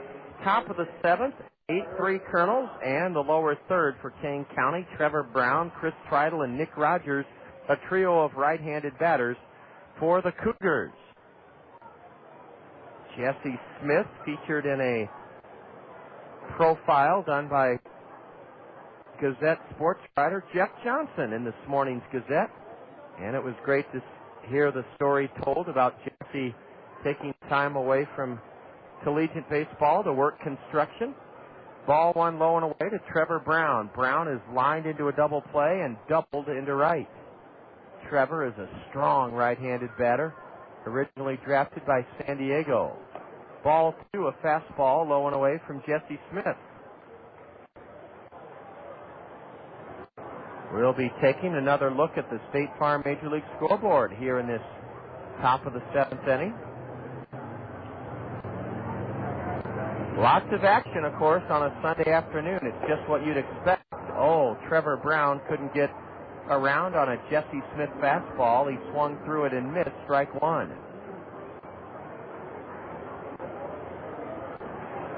We should have our attendance shortly. That'll be great to hear what the attendance is on this Sunday afternoon. Ball 3 low and in from Jesse Smith.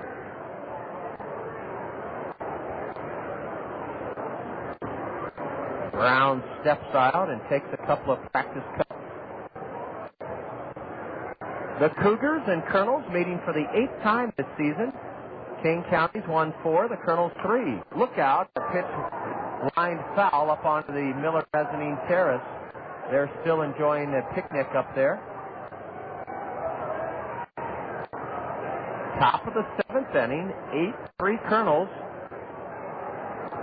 Cougars led it after 1 half inning, 1-0 on a home run onto 8th Avenue by their catcher, David Castile. Kernels tried it in the bottom of the first on a leadoff single by Quan Cosby. He stole second and scored on a Howie Kendrick RBI single. Ball 4 low to Trevor Brown. You can't walk, guys. We learned that last night. You just can't put men on free like that. As we suspected, Sean Rodriguez has come in to take over at second for Howie Kendrick after pinch hitting for him in the Kernels' 6th inning. Chris Treidel stands in, and a strike is called on the inside corner. State Farm Insurance agents Lanny Peterson, Al Shetler, Gary Schubat, and Dale Thompson will bring us this 7th inning look at the State Farm Major League scoreboard. Ski right to a blistering fastball from Smith at the knees to Chris Treidel. Well, Colonel Broadcast Assistant Matt Moss, I bet the finals continue to pile up on that State Farm Major League scoreboard. Yeah, they're rolling in, John. We'll get to them after this 0-2 delivery. Ball 1 outside. In the National League, at Turner Field, the Braves defeated the Dodgers 5-1. At Shea Stadium, the Mets shut out the Rockies 4-0 at the Great American Ballpark in Cincinnati. The Reds shut out the Astros 7-0. Ball 2, low and away to Chris Treidel. It's 2-2. At Citizens Bank Park in the city of brotherly love, Philadelphia, San Diego edged the Phillies 11-8. San Francisco and Montreal were rained out. Curveball, strike 3 to Chris Treidel. He struck out 3 times today. Jesse Smith got him looking as he rolled one off the table on a 2-2 pitch. A low-scoring affair occurred today at PNC Park in Pittsburgh. The Pirates lost to the Brewers. That score was 2-1. And in the bottom of the 6th inning, the Arizona Diamondbacks hold a 4-1 advantage over the Florida Marlins. A big Uncle Charlie inside, ball 1 to Nick Rogers. And in prime time tonight, you can listen to this game on the Zone, the pitching duel between Chicago Cub Matt Clement and St. Louis Cardinal Matt Morris. Should be a very intriguing, good matchup. At Wrigley, and as Matt said, you'll hear it right here on the Zone. Trying to hold up on a fastball, and outside, Nick Rogers went around. Nick is the number 9 batter. He struck out and fouled to first. Big white cotton ball-like billowing clouds above and a blue sky. The sun behind a cloud now. A tap to first. Caleb Mayer had it go right through him. I think he was screened by the base runner, and it'll be an error on Caleb. Oh, a tough play as I think Trevor Brown somehow screened Caleb Mayer. A tap by Nick Rogers snuck through, got by Caleb. It appeared to go right through his belly button. That's how Caleb was perfectly positioned, but he's charged with just his 2nd error of the year. And now the Kernels have to pitch out of a 2-on, 1-out jam. The top of the order for Kane County. They just keep coming at you.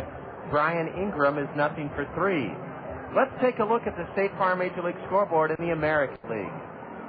The final in 10 innings at Tropicana Field in Tampa Bay. The Devil Rays defeated the Indians 5-4. The New York Yankees are holding on to an 11-6 lead. That game at the ballpark in Arlington, and that is in the top of the 9th. Fastball outside to the left-handed leadoff batter, shortstop Brian Ingram. The Blue Jays did not take flight today at Fenway Park. The Red Sox won 7-2. The White Sox, however, are taking it to the Twins at the Metrodome. That score is 17-6 at the bottom of the 8th inning. Wow. Spraying a pitch off to the left, foul, strike 1, Brian Ingram. Our parent club, the Angels, hold a 3-1 edge over the Baltimore Orioles. That game being played at Angel Stadium. Former Colonel first baseman Casey Kochman had an RBI single and has gone 43 at-bats without a strikeout, too. A base hit into right, and a runner will round third, and they'll hold him up. Bases loaded, 1 out. Here in the top of the 7th. No lead is safe against Kane County. Trevor Brown, who drew a leadoff walk, is at 3rd. Nick Rogers, who reached on an error, is at 2nd. Brian Ingram has his first hit of the day as he pulled one between Rodriguez and Mayer through the right side of the Colonel infield. Bases loaded, 1 out for Luke Effort. 8-3 Kernels, and even though we've out-hit Kane County 14-8 and out-homered them 4-1, you just have to try your darndest to keep them from catching up. They caught up last night. Kernels led 3-1 going into the top of the 7th, but the Cougars struck 3 runs, and took a 4-3 lead. The Kernels came back, tied it in the bottom of the 7th with a run, 4-4, but Kane County won it in the 9th with 2. Luke Eppert against Jesse Smith pops it foul out of play to the left. Don't forget, John, that wind is still blowing out vigorously, too. Yes, it is, and that means that, as we noted earlier, that you're going to need a lot of runs to prevail on an afternoon like we have today. Well, rounding out the scoreboard, at Safeco Field, the Tigers and the Mariners are scoreless. That game's at the bottom of the 3rd. And at the Coliseum in Oakland, the Athletics have a 2-1 lead over the Royals. That game's in the top of the 4th. Ball 1 is low from Jesse Smith to Luke Eppert. That's our look at the State Farm Major League scoreboard. Here it's 8-3 Kernels. Kane County has the bases loaded with only 1 out. Jesse Smith is set below the belt. A ground ball, foul past 3rd. Foul ball. And strike 2 to the University of Minnesota Golden Gopher, Luke Eppert. A-P-P-E-R-T.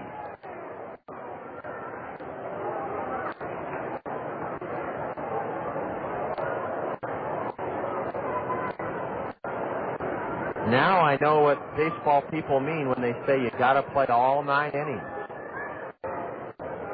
Eppert takes a curveball and bounces it foul. It skips off the railing of the Colonel first base dugout up into the plaza seats for those great kids from Viola Gibson School.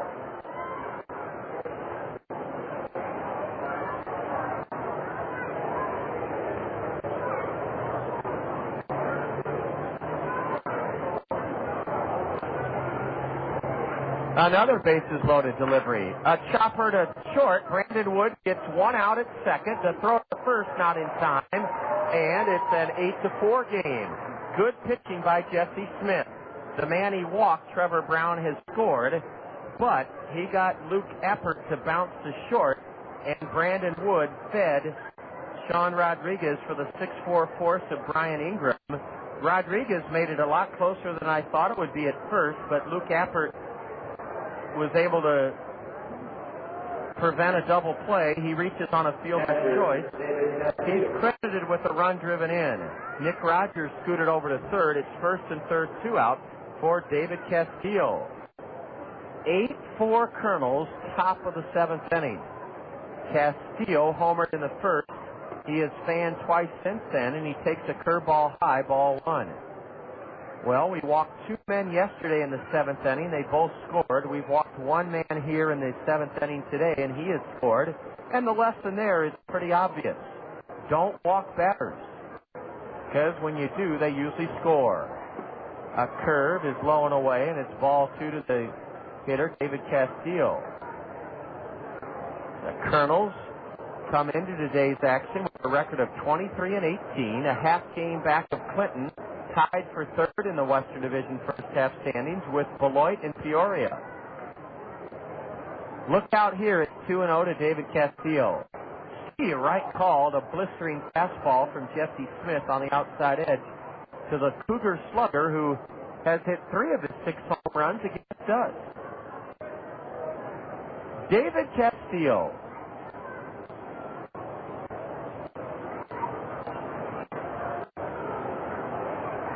Ground ball to second. Rodriguez has it. Flips to Brandon Wood to end the inning. Terrific job by Jesse Smith on a 2-1 pitch. He gets David Castillo to spank it sharply to second, and a 4-6 putout ends the Cougar 7th inning. 1 run for Kane County, 1 run on 1 hit, a walk, 1 Colonel error, 2 stranded by the Cougars. They've left 5. We go to the home half of the 7th, and it's the Kernels 8, Kane County 4. You're listening to Kernel Baseball on the Zone. Mike. When the Giants made the deal and got Eli Manning, a little-known sidebar to this is that he wanted the number 10. Right. The number 10 was already occupied. Yes, it is. By the New York Giants by your buddy. My buddy, Jeff Fiegel. So, Fieg, tell us what happened with the transfer of the number. Of course, Eli wore number 10 in college, and I was thinking to myself, if we get him, he's going to want that number. And I said, well, if Eli wants this number, he flies his first class down to Florida and pays for our house for a week during spring break next year. And, Eli, he's going to be wearing that number 10 for the Giants for longer than I will. I took number 17 years in the NFL, so this is going to be fun. That's a good deal out of you, Figs. You've always been a smart football player. The only one thing I wanted to do, I was thinking maybe getting 1% of all his Eli Manning paraphernalia over the career of his career. You know what he'll do? He'll give you 10% of all the jersey sales in San Diego of Eli Manning Giant jerseys. Mike and Mike, weekdays from 6 to 10 Eastern, only on ESPN Radio. With all the talk about rising gas prices, doesn't it make sense to drive a fuel-efficient vehicle? You can when you buy with confidence at Randy Keel Honda. Get up to 51 miles to the gallon with the Honda Civic Hybrid. Every Honda model has awesome fuel efficiency. Don't wait for $2 a gallon gas to buy a fuel-efficient car. Now when you can save time and money now by previewing Randy Keel's fuel-efficient inventory online at randykeel.com. Right now, lease a 2004 Honda Accord LX for only $235 per month. At Randy Keel Honda, you'll find many great buys under $5,000 too. Randy Keel is the home of confidence, a 7-year, 100,000-mile guarantee. Randy Keel is dedicated on getting you the lowest possible price, backed by the best service in the Midwest. Stop by and see for yourself at Randy Keel Honda, Center Point Road Northeast in Cedar Rapids, or visit them on the web at randykeel.com. Accord LX lease, 36 months, $1,488 due at lease signing. Includes first month's payment, security deposit, capitalized cost reduction, and excludes tax and license. Spivey with a strike call to Blake Balcom. Blake, the designated hitter, a .262 average, 2 homers, 14 RBIs, nothing for 3 today with a run scored. Bottom of the 7th inning. New Veterans Memorial Stadium, and Blake clubs one foul off the railing of the Cougar third base dugout, strike 2. Daniel Spivey is working for the 5th time against the Kernels this season. In 4 previous appearances, he's pitched 5 1/3 innings, giving up 2 runs on 3 hits, fanning 4, walking 1. So he's been pretty doggone effective against us this season. And he's effective against Blake Balcom, a split finger delivery. The bottom fell out of it, and Spivey fans Balcom 1 gone. Here in the Kernels' 7th inning.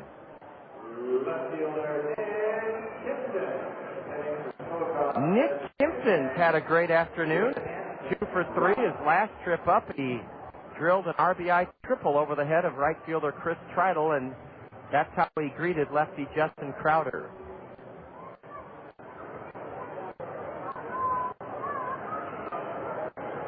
Skies have darkened just a little bit, and the wind is whipped up. It's blowing even harder out towards right center. Let's hope nothing is moving in. It's been too nice an afternoon. Right-hander Daniel Spivey, 21 years old. Into his windup, the 1-0. Swing and a miss. The bottom fell out of that pitch. We love bringing you tantalizing, hopefully interesting pieces of information. And we're going to talk as our kernel of wisdom. We're going to make the center of that kernel of wisdom former big league great Lenny Dykstra. Swing and a miss by Nick Kimpton. He's in the hole, 1-2. Lenny Dykstra, if he was on your team, you were happy. If you had to play against him, he made life miserable for you. And he did something in 2 World Series that I don't think many of us know about. It's our kernel of wisdom. Swing and a miss by Kimpton. He's gone on strike. 2 gone quickly here in the Kernel's 7th inning. The kernel of wisdom for Lenny Dykstra is this. Lenny Dykstra hit 6 World Series home runs. Boy, he'd be the last guy I ever think would have that total, Matt Moss, but that's the kind of money player Lenny Dykstra was. Big game player. I know. Let's start in 1986 when the Mets beat Boston in that fabled World Series that everybody blames Bill Buckner for, and that is another point of contention. It just sickens me. Bill Buckner was a great baseball player. Ball or a strike on the inside corner to Tommy Duenas. What did Dykstra do in that 86 series? Dykstra hit 2 homers in the 86 series in the winning effort by the Mets. and he also hit 4 home runs for the Phillies in the 93 series against Toronto. That was a losing effort, by the way. Yes, that Joe Carter walk-off homer in the 7th game at Skydome against Mitch Williams. Well, Lenny Dykstra, I forgot what his nickname was, but whatever it was, I know it was appropriate. Nails? That was it. They nicknamed him Nails because he was tough as nails. A slider from 5'11" low to Tommy Duenas. In fact, I believe, if your bibliographical encyclopedia of baseball is correct, John, that he didn't make his first trip to the DL until 1991. Well, that's how tough he was. I do remember him stealing over 100 bases as a minor leaguer with the Mets back in '86 with Lynchburg. He won the Carolina League MVP. He should have been the National League MVP, Matt, in 1993 with Philadelphia. All he did was lead the league in runs scored, hits, and walks, and yet he didn't win the NL MVP. He should have. I believe Barry Bonds won it that year. Lenny Dykstra, Nails, the subject of our Kernel of Wisdom. Did you know that he hit 6 World Series home runs? The 2-2 to Tommy Duenas. Strike 3 called. Daniel Fyvie fans the side in the 7th, and the Kernels go in order for the first time this afternoon. We go to the top of the 8th inning. The Kernels on top of Kane County 8-4. You're tuned to Kernel Baseball on the Zone. Dun, dun, dun, dun, da, da, da, da, da. Hey, call the A-team. Hey, Matt, thanks for having us over for the game, but, we could have had it at my house. My TV is bigger, and my AC works. I thought you were supposed to get that fixed while your wife was out of town this week. Oh, man, I totally forgot, and she's coming home tomorrow. She's going to kill me. What am I going to do? You need to call the A-team. The A-team? Yeah, Ahern Plumbing and Heating. They can get your service in 24 hours, guaranteed. I better call Ahern Plumbing and Heating right away. Quiznos Kernels Kids Club members. Did you know that your Quiznos Kernels Kids Club membership card is good for more than just great deals at the ballpark? That's right. By showing your Quiznos Kernels Kids Club membership card at any of the Cedar Rapids Quiznos, you'll receive a free small drink when you buy a Quiznos sub. That's a free small drink with the purchase of a Quiznos sub when you show your Quiznos Kernels Kids Club card. Quiznos. Toasty. The doctors, the nurses, the thermometers, the blood pressure cuffs, the cotton swabs, yes, even the waiting room magazines. Everything at Mercy Care North is moving. The new location will be the Mercy Health Plaza on Council Street Northeast between Collins Road and Blair's Ferry Road. Our last day at the old Mercy Care North location will be September 10th. So beginning at 7:30 a.m. on Friday, September 12th, we'll be treating everyday illnesses and minor injuries in our new facility on Council Street. Patients will experience new technology, a new on-site pharmacy, and best of all, easier access and parking. Remember, on September 12th, Mercy Care North is moving to the new Mercy Health Plaza on Council Street Northeast. We know in your busy life, meeting a doctor never comes at a good time. But when you do, we're making it easier and more convenient for you. That's real life. That's the Mercy Touch. Top of the 8th inning. The Kernels have out-hit the Cougars 14-8 and lead the game 8-4.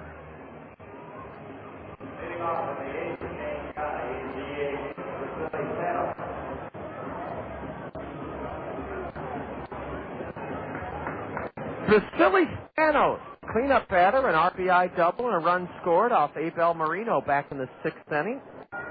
Vasily 1 for 3, a 289 batter, right-handed hitter from the University of Indiana. There's a curve from Jesse Smith in for a strike called. The sun has left us for the time being. But overall, just a great day for baseball on Viola Gibson Day. A curve, and Vasily took it outside. Ball 1. Vasily Spanos has huge feet. I bet he wears about a size 15 or 16 white spike. He chops one to second. Sean Rodriguez backpedals onto the grass in shallow right and throws the batter out. Vasily Spanos bounces out to second. One gone here in the top of the 8th inning. If the Kernels can hang on and capture this game, It would even the two-game series at a game apiece, and it would put the Kernels just 2 games back of the Cougars in the standings. And remember, we have 8 games remaining on this homestand. Tomorrow night, we open up a 4-game set against the Dayton Dragons. The sun has come back out, and a curveball is a strike into Brian Snyder, an RBI triple his last time up. His 28th run driven into the year. Snyder's batting .308. He waves at a breaking pitch, strike 2. Boy, Jesse Smith really fooled Brian Snyder. Brian kicks at the dirt and backs out of the box. He's in the hole, 0-2. Jesse Smith has only allowed 1 run, and this is his second full inning of relief of the starter, Abel Marino. Ooh, ball 1, low and outside. I don't know where that pitch, I don't know how the batter took it, but he did. Tommy Duenas was ready to send it around the horn. A curve, and it's low and in for ball 2. Pat McGrath Chevyland, part of this big 11-game homestand on Friday night, this Friday the 28th. 4 of you Kernel fans, 18 and older, with a valid driver's license and proof of insurance. There's a pitch wrapped through the box. A diving attempt by Brandon Wood at short, but it was hit too hard by Snyder. Brian has the 9th hit of the afternoon for Kane County as he singles sharply through the middle. That brings in Dustin Majewski. Friday the 28th, 4 lucky fans will drive away here from the new Veterans Memorial Stadium with a pre-owned vehicle from Pat McGrath Chevyland. That's this Friday, the 28th of May, a 6:30 start. The gates open at 5:30 for Pat McGrath Chevyland used car night. This Thursday, a noon start. A noon start this Thursday against Dayton. Jesse Smith delivers high and in, ball 1 to Dustin Majewski. Dustin was retired by the Kernel right-hander with 2 out and a runner at third in the 6th inning on a pop fly to Matt Abram. Strike 1 called at the knees. 1-1. Again, we're eagerly anticipating the afternoon's attendance numbers. Strike 2 called to the left-handed hitter out of the University of Texas from Jesse Smith.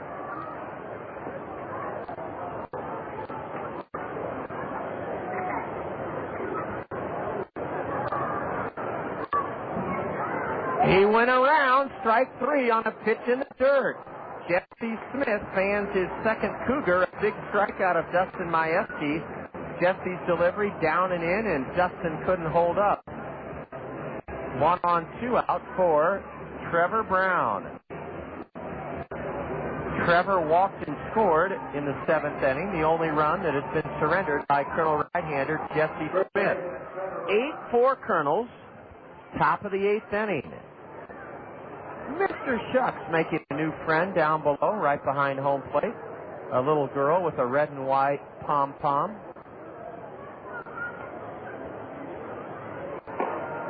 Jesse Smith has that curveball going. He gets ahead with it. A strike called at the knees to the right-handed batter, Brown. The kids from Viola Gibson have had a great time. They're hoping that the Kernels can hold on to the lead and win this one in regulation to allow them to run the bases after the game. A right-hander twirling in the Kane County left field bullpen. And that man is Michael McGurr. A breaking pitch tapped to the left side. Jesse gets to it and throws the batter out. Fine play by Jesse Smith, the Kernel pitcher. The Kernels have had some problems fielding from the mound this spring, but Jesse Smith made a good play. At a tap to the left of the mound, Jesse sprung off the hill to his right and got Trevor Brown 1-3. In the 8th inning, no runs for the Cougars, 1 hit, no Kernel errors. Kane County strands a runner. They've left 6 aboard. After 7.5, it's the Kernels 8, the Cougars 4. You're listening to Kernel Baseball on the Zone. It's spring planting time. Garden treasures await you at Peck's Flower Shop and Garden Center. For the best selection in the area, plus all the free expert advice you'll need to make them grow, choose Peck's. The greenhouses at Peck's are filled with beautiful colors, gorgeous hanging baskets, rose bushes, patio pots, and blooming annual flower plants, including the best and newest blooms for sun or shade. Grow your own vegetables and herbs from Peck's large selection of favorite vegetable and tomato plant varieties that are ready to plant. Peck's also has hundreds of varieties of hardy perennial plants, plus acres of trees, shrubs, and evergreens for landscapes. Contact Peck's for an estimate on your landscape project. Visit Peck's Flower Shop and Garden Center, where their knowledgeable staff is ready to answer plant and gardening questions. Peck's, growing garden treasures since 1956, at the corner of Blair's Ferry and Edgewood Roads Northeast. When we met in spaghetti, we would never forget Zio Giano's. Now it's one of mi amore and I dine in. We carry out the lunch and the dinner all the time. Lasagna, ravioli, mandacati, cannelloni, tortellini. Or try their delicious salads and soba sandwiches too. Zio Giano's is the hometown taste of Italy. For your next meal with friends and a meal, remember Zio Giano's with 5 convenient locations for the pasta that makes you sing.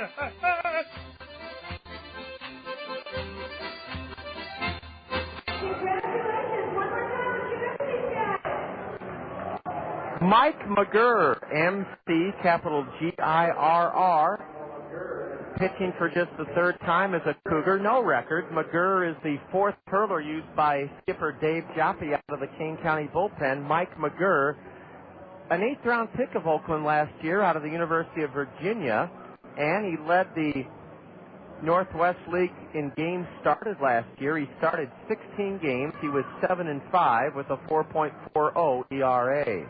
Daniel Fivey pitched a 1 1/3 scoreless inning for Kane County out of their bullpen, fanning the side in the bottom of the 7th. Aaron Peel will face right-hander Mike McGurr.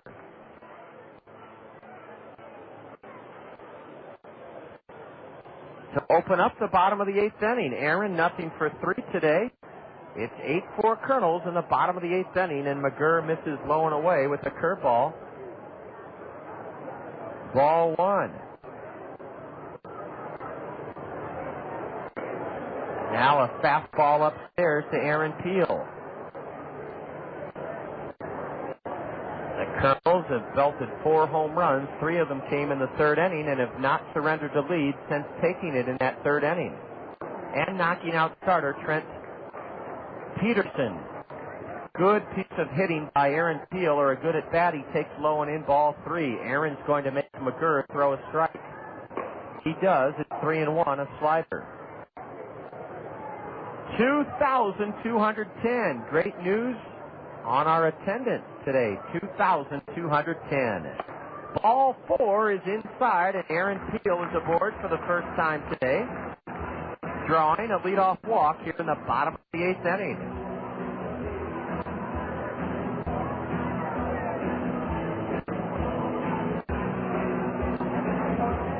Even though the Kernels dropped last night's game 6-4, it was a terrific game in terms of its intensity, its overall feel. It felt like a playoff game last night. And you just have to hope that Jesse Smith's good middle relief here this afternoon is an omen of things to come. The action delayed now as the Cougar third baseman Brian Snyder is giving a series of signals to his infielders. Top of the order, Quan Cosby is 2-for-4. He scored twice. Aaron Peel is leading off first. And now the second baseman comes over to the first baseman, and Kane County still hasn't gotten their signals straight as far as what they want to do. I think they expect Quan Cosby to bunt, but I can't even be sure of that.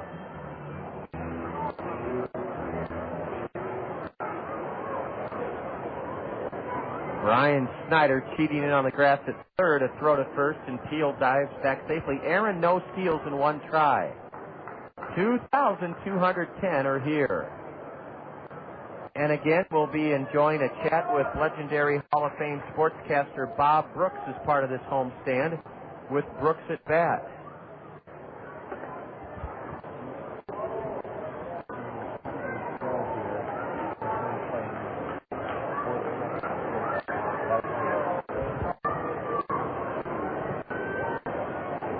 One and 0 to Quan Cosby.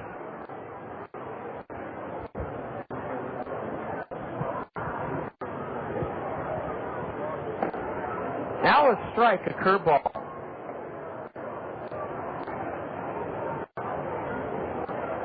Aaron Teal has drawn a leadoff walk here in this 8th inning.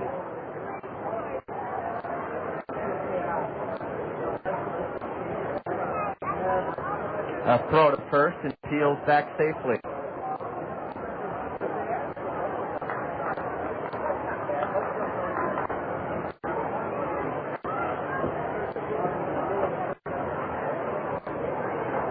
Kernels desperately want to add at least a run here in the bottom of the 8th, so that if the Cougars were to load the bases in the top of the 9th, they would not bring the tying run to the plate.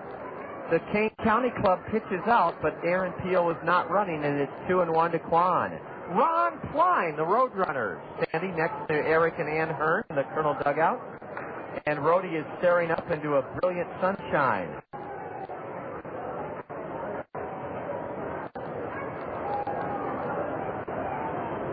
A throw to first, and Teal dives back safely.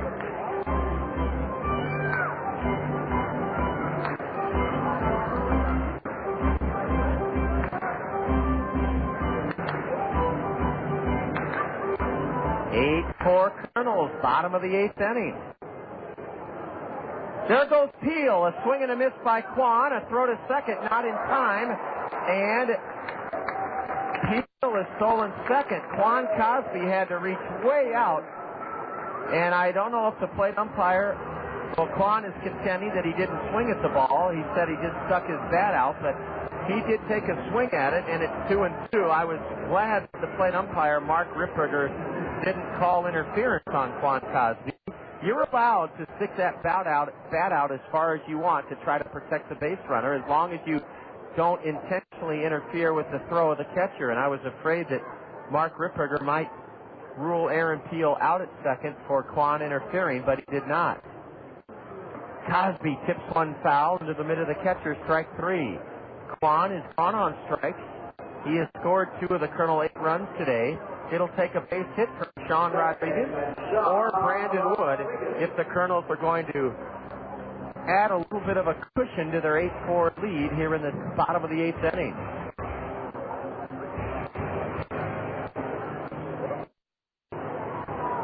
Sean Rodriguez, pinch hitting for Howie Kendrick, singled back in the 6th inning. Sean takes low, ball 1 from Michael McGurr. McGurr doesn't appear to throw that hard. He went to the University of Virginia, so he's a Cavalier. Popping one foul, straight back, and now down below is Sean Rodriguez. It's 1-1.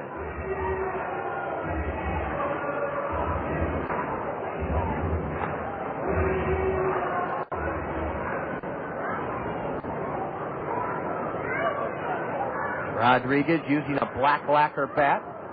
Takes away ball 2. McGurr is not a big guy. He's 6 feet 180. He lives in Massachusetts. Lives near Boston. McGirr, Mike McGurr. To Sean. And Sean pastes one foul way over the Papa John's Plaza. 2-2 to Sean Rodriguez. 8 games remain on this season-long 11-game homestand. Remember, we lost the game Friday night to the tornado warnings and the torrential downpours.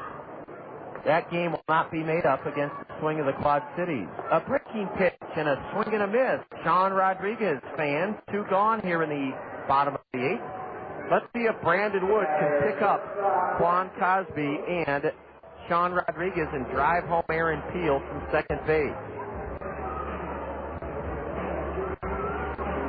One of the most attractive dates of this homestand is this Thursday. They're going to walk Brandon Wood, and as they do, Colonel Broadcast Assistant Matt Moss will tell you why Thursday is such an attractive date.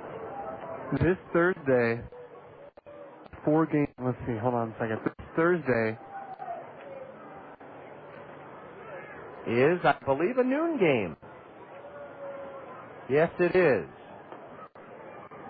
This Thursday, we play at noon against the Dayton Dragons, and the gates open at 11. And, Matt, I know that one thing about noon baseball games is they appeal to a wide sector of the populace. Yeah, it's that noon start time. A lot of people, it's a different time, and a lot of people like to come out and see that early afternoon baseball. And eat lunch under the sun. Exactly. And it can be school children, it can be daycare centers, it can be senior citizens, it can be the business crowd, it can be third shift workers. We invite you all to come to the noon game this Thursday against Dayton. Tuesday's another red letter day. That's a night game, and folks will want to get here early. That's right, John. This Tuesday, the Futon Connection will be giving away 1,000 miniature basketballs to the first 1,000 fans entering the stadium. You and I have seen these inflated red rubber Kernels basketballs, playground ball, and they look like they're a lot of fun. Oh, they are, and they only go to the first 1,000 Tuesday. They've walked Brandon Wood to get to Caleb Mayer. That surprises me. Caleb is ahead 2-0. I bet Caleb will burn the Cougars here. Ooh, a big swing and a miss, strike one. Mayer had 3 hits last night. Caleb 2 more hits, a run scored, and an RBI this afternoon, plus he's walked. Caleb Mayer, the cleanup batter, trying to drive what we would hope would be a final spike into the Cougar coffin here this afternoon. Swing and a miss, strike 2. Kane County and the Kernels meeting for the 8th time in this first half of the season. The Kernels have out-hit the Cougars 14-9 and own an 8-4 lead here in the bottom of the 8th inning. The right-hander 2-2 swung on and grounded to third, and the third baseman Snyder throws it away, and a run will score. Aaron Peel scores. Caleb to second, save. 9-4 Kernels. 9-4 Kernels. Brian Snyder threw it to the base of second. And Luke Appert couldn't handle the low throw, and the Kernels lead it 9-4. The error is charged to the third baseman. It's charged to Brian Snyder, his 9th error this year. Brandon Wood should have been forced at second, but Snyder let up on his throw and heaved it into the dirt, and Aaron Peel scored all the way from second, and Caleb Mayer went all the way to second as Brandon Wood got up and went to third. Matt Abram pops one up. The first baseman gives way to the second. It's going to drop, and 2-run score! 2-run score! A Taco Bell 10 spot! The Kernels have scored a Taco Bell 10 spot! It's a base hit, a 2-run single, and wait till you hear Dale Brote.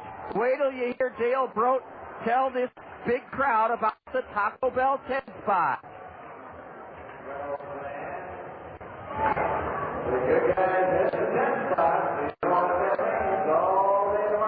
We have a Taco Bell 10 spot. Brandon Wood has scored. So has Caleb Mayer, and the Kernels now have opened up a big lead, 11-4.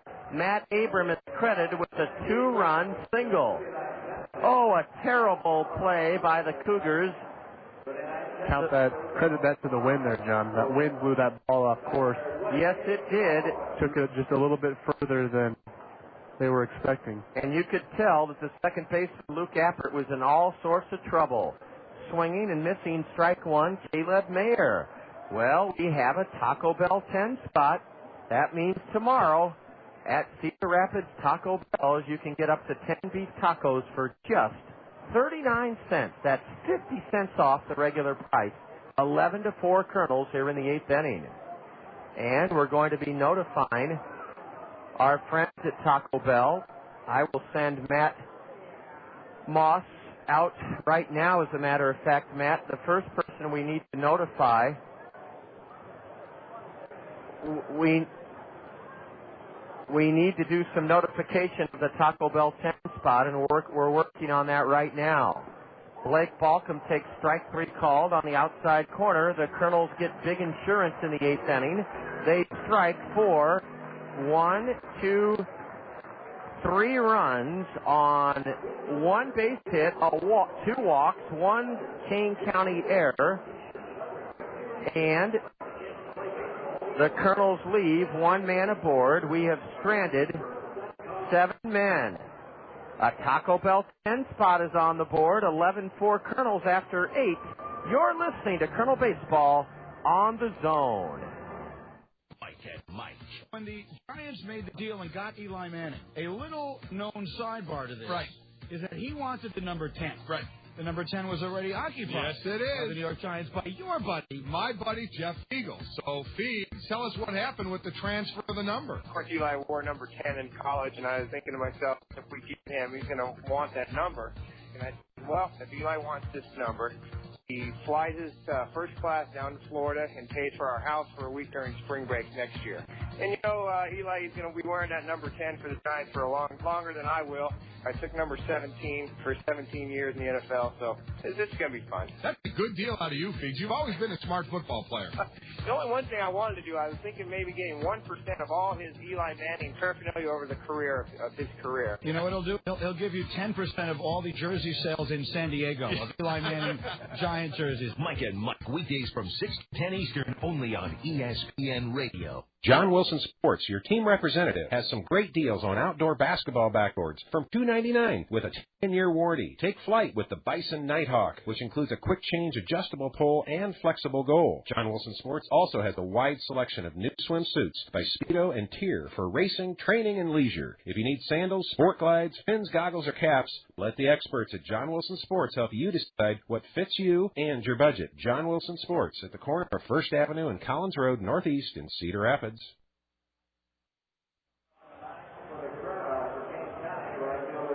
11-4 Kernels as we go to the top of the 9th inning. A Taco Bell 10 spot plated by the Kernels. Jesse Smith delivers low, ball 1 to Chris Treidel. Chris has had a tough day at the plate. He struck out 3 times. And we're frantically searching for a few key folks to help us notify the folks at Taco Bell. Chris Treidel sends one deep to left. It may be his 2nd home run of the year. It is. Chris Treidel from Center Point, Urbana, has belted a leadoff homer here in the top of the 9th inning. His 2nd home run of the year, and it cuts into the Kernel lead. It's now 11-5. 11-5 Kernels.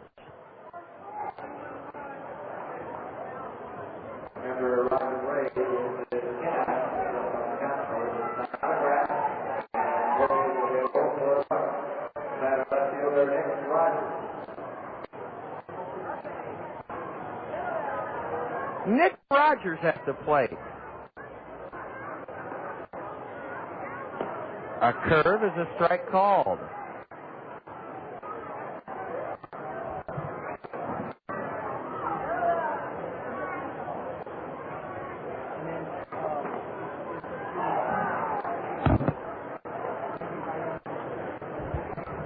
Nothing in 2 to Nick Rogers.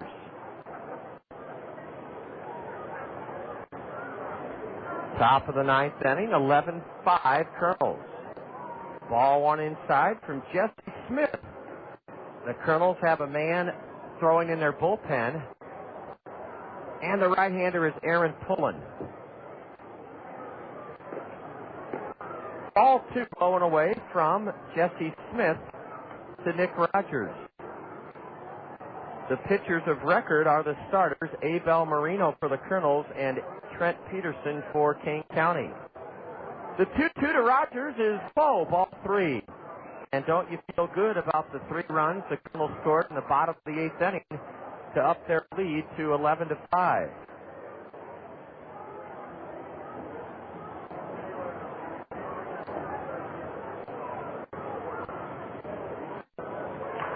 Rogers pounds one foul off to the right. The count remains full to Nick. 15 hits for the Kernels this afternoon.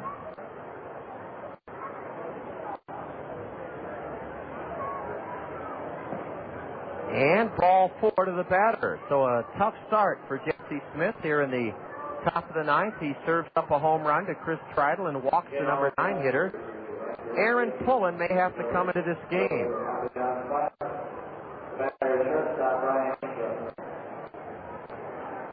Brian Ingram singled his last time up. Jesse Smith from the stretch. The Kernels don't hold a runner at first, and ball 1 is low to Ingram.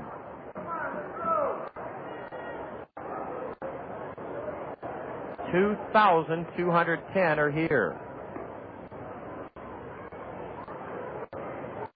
A line shot into left, and that may be it for Jesse Smith. The first 3 Cougars have reached here in the 9th inning. Brian Ingram has the 11th hit for Kane County, and it's first and second, nobody out.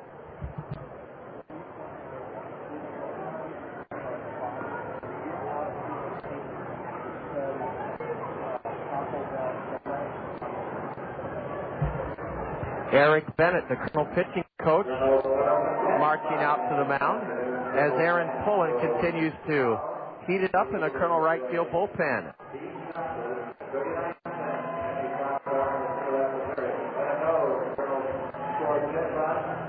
All you have to do tomorrow to get up to 10 beef tacos for 39 cents, that's 50 cents off the regular price, is visit any of the Cedar Rapids Taco Bells and tell them you're there because the Colonel scored a Taco Bell 10 spot. That's all it takes at any of the Cedar Rapids Taco Bells. Luke Appert stands in, and Jesse Smith gets ahead of him with a strike call. Boy, Jesse's done a fabulous job in middle relief so far here today. The game just over 3 hours in length. Ball 1, low and in to the right-handed batter. The sun has disappeared. We're just 2 hours away from the Cubs and Cards at Wrigley Field.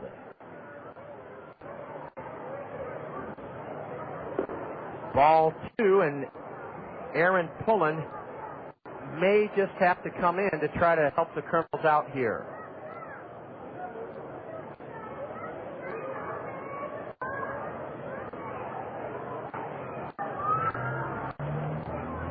Now the 2-1.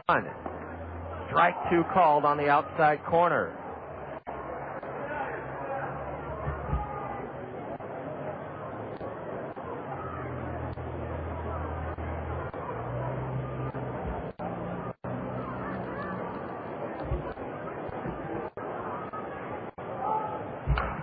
A tap to the third baseman. Could be a base hit. Matt Abram has it. Throws it high, and the bases are loaded.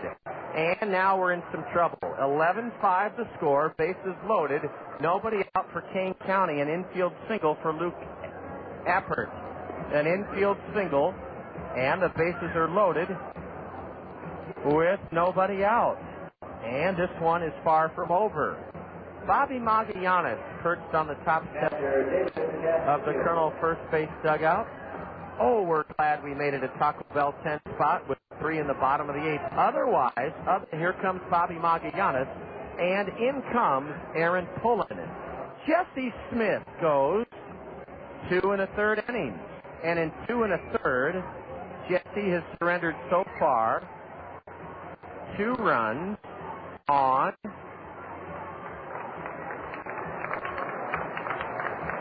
4 hits. Check that. 5 hits. 5 hits. Jesse Smith struck out 2, and he walked 1. Aaron Pullen will try to quell this Kane County uprising in the top of the 9th inning. Chris Treidel started it with a home run.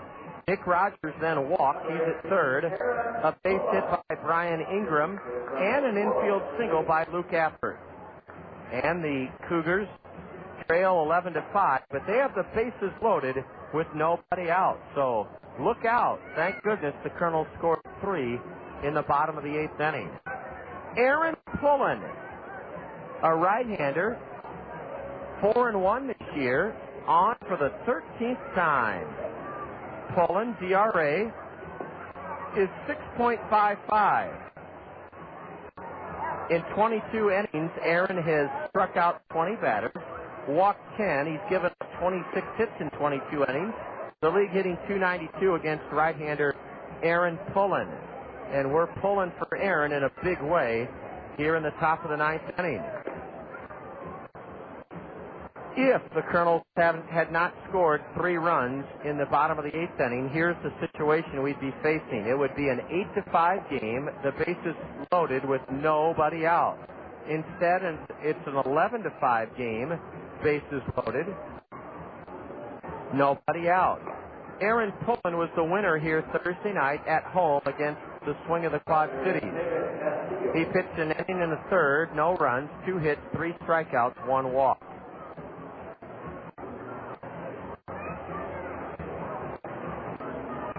David Castillo will face right-hander Aaron Pullen in this 11-5 game.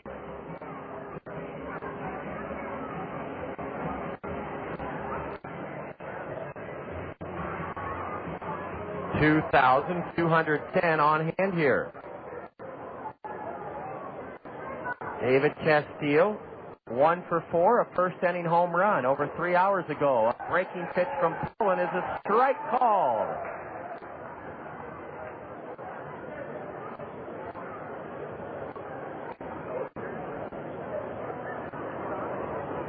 Rogers at 3rd, Ingram at 2nd, Luke Appert at 1st. A high pop fly into the Papa John's Plaza, and the batter's in the hole, 0-2.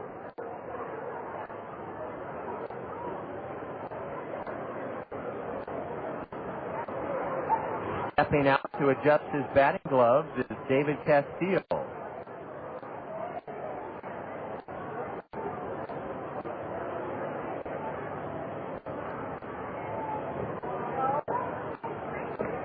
And a slider in the dirt from Pullen, ball 1.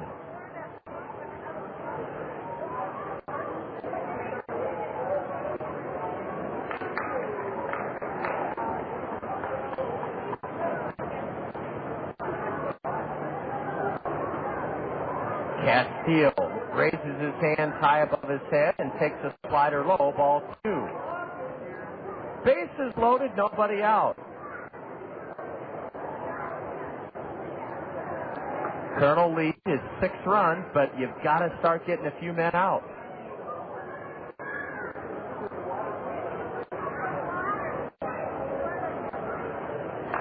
A line drive onto the Papa John's Plaza. Right field line keeps the count 2 balls, 2 strikes. A Kernel win would up our home record this spring to 13-9, and even the 11-game homestand record it wouldn't. It would give us the homestand record of 2-1. Another Aaron Pullen delivery. Looped into right, a base hit, 1 run is in, and the bases are loaded with nobody out. Now we're in some trouble. It's 11-6, and the bases are loaded with nobody out. Vasily Spanos, the batter. That run is charged to Jesse Smith, and the Cougars are 1 batter away from bringing it. They're 1 chance away from bringing the tying run to the plate. David Castillo on a 2-2 pitch, singled into right off the end of the bat. The man that walked scored. Here's a ground ball foul by Vasily Spanos, past first, strike 1. 11-6 Kernels. Spanos taps the handle of his bat to make sure he didn't break his bat. 11 runs by the Kernels mean a Taco Bell 10 spot. Now Vasily's going to get a new bat. Tomorrow, at any Cedar Rapids Taco Bell, just tell them you're there because the Kernels scored a Taco Bell 10 spot, and you'll receive up to 10 beef tacos for only 39 cents. Those are regularly 89 cents. But tomorrow, at Cedar Rapids Taco Bell. Tell them you're there for the Taco Bell 10 spot. A slider is low from Aaron Pullen. The count even to Vasily Spanos, 1-1.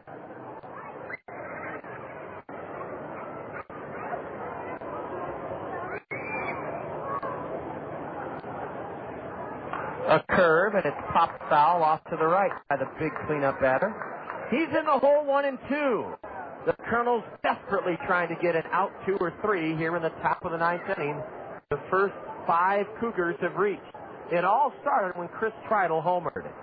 Then a walk. That's what really hurt. A 3-2 pitch to Nick Rogers by Jesse Smith was a base on balls. A tap to the mat. Oh, off Pullen's glove to the shortstop. Wood recovers in time to throw the batter out. A bang-bang play at first. Another run scores. Another run scores to make it 11-7. The ball hit off of Aaron Pullen's glove and went to Brandon Wood. Brandon had to get rid of it in the blink of an eye as Brian Ingram scores the third run of the inning. Vasily Spanos retired 1-6-3. Credit him with an RBI. Luke Appert went to third. David Castillo to second. There's one out here in the ninth inning. Second and third, one out, and the Colonel lead is shrunk to 4, 11-7. Oh, were those big runs we scored at the bottom of the eighth inning. Otherwise, it's an 8-7 game now. Swing and a miss, strike one on Brian Snyder. He was fooled on a curveball. 28 hits in this game, 15 for the Kernels, 13 for the Cougars. Brian Snyder, the number 5 hitter, has driven in a run. He's 2 for 4. Right-handed hitter facing Pullen. Ball one, low and away from Aaron. The Kernels desperately trying to hang on here to gain a split in this series and only be 2 games out with 8 to go on the homestand. The 1-1 to Snyder. Ooh, it just missed low, apparently, a slider.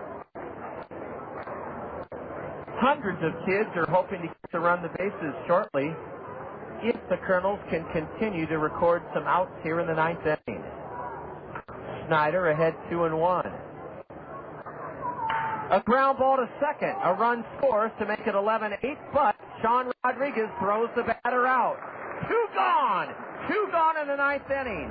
Credit Brian Snyder with an RBI, and with a runner at third and 2 out.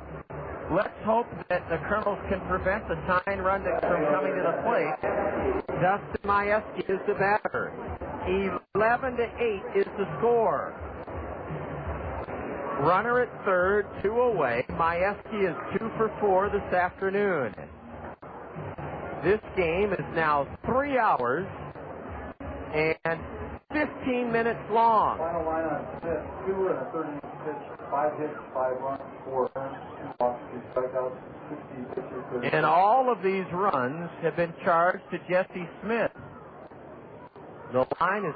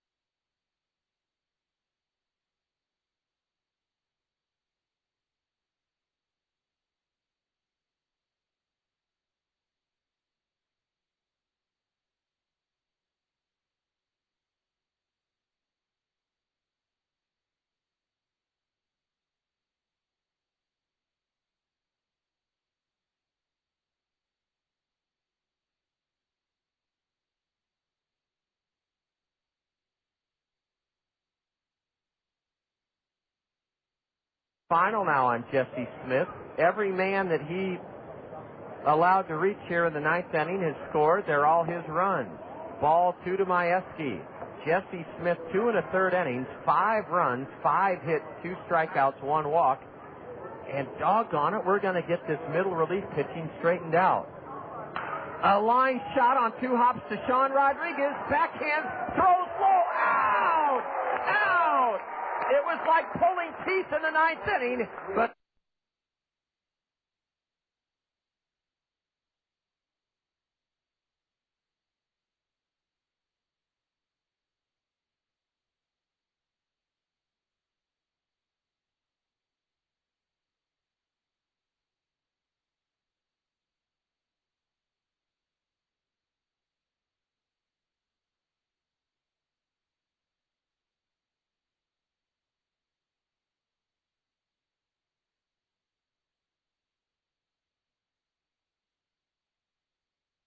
the Kernels did it.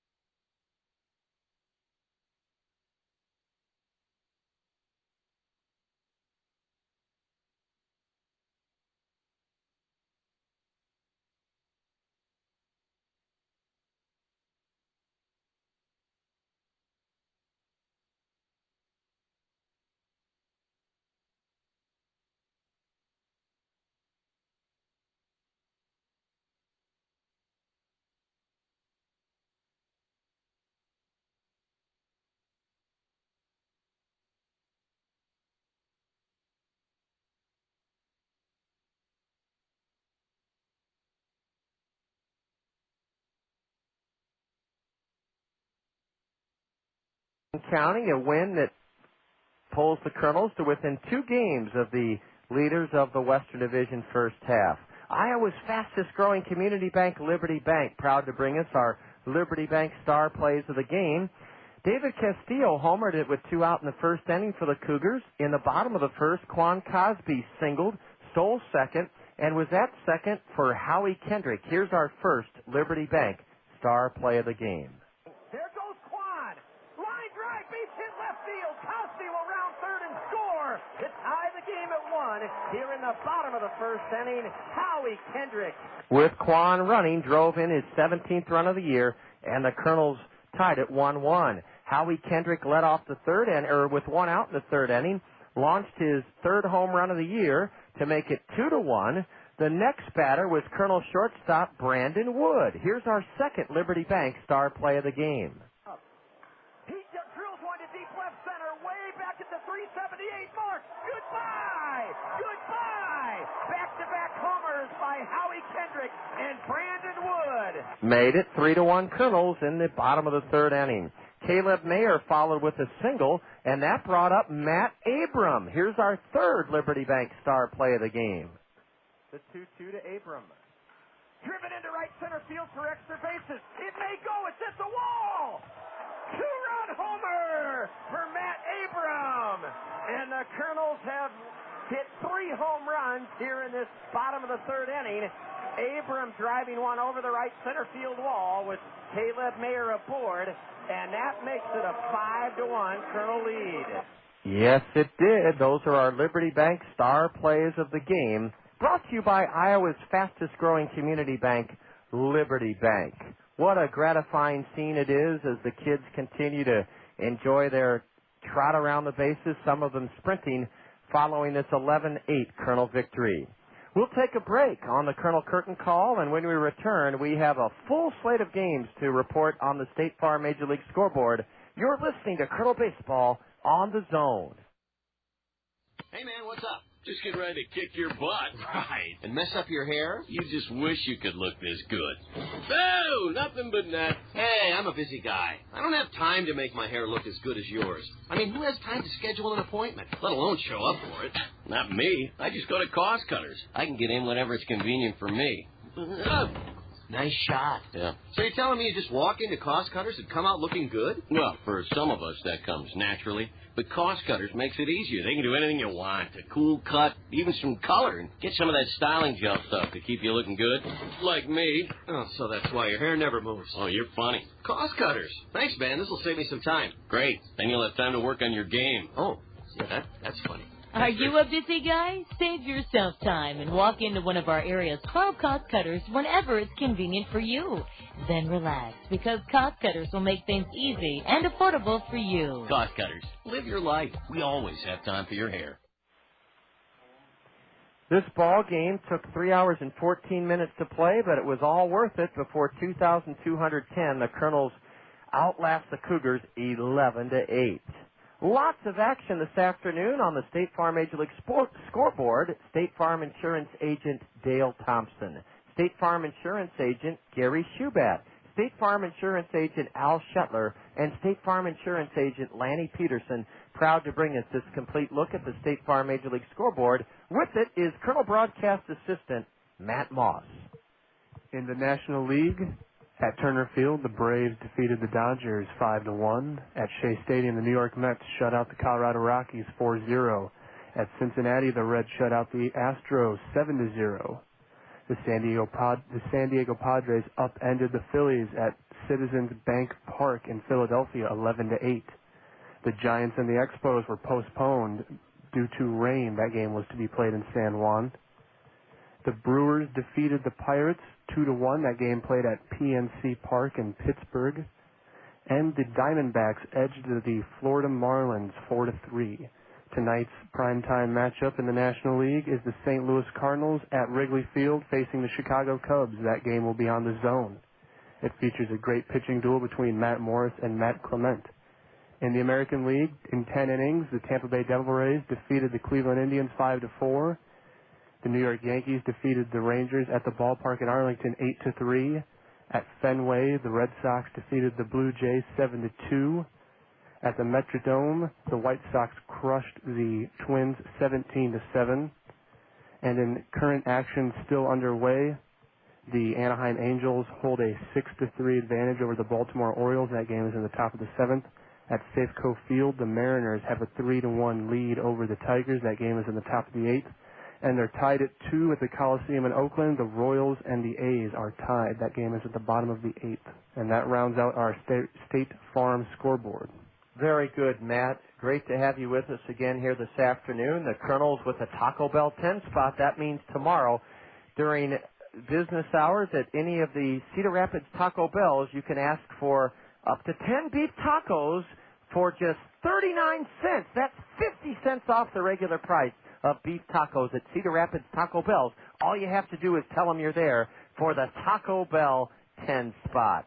Kernels 11, Kane County 8 before over 2,200 here this afternoon. The 11-game Kernel homestand continues with the first of 4 against the Cincinnati Red minor leaguers tomorrow evening, 6:30, 5:30 is dugout interview time. 5:30 is when the gates open. Dugout interview time, 6:10. 6:10 dugout interview time tomorrow for a 6:30 start here at home against the Dayton Dragons.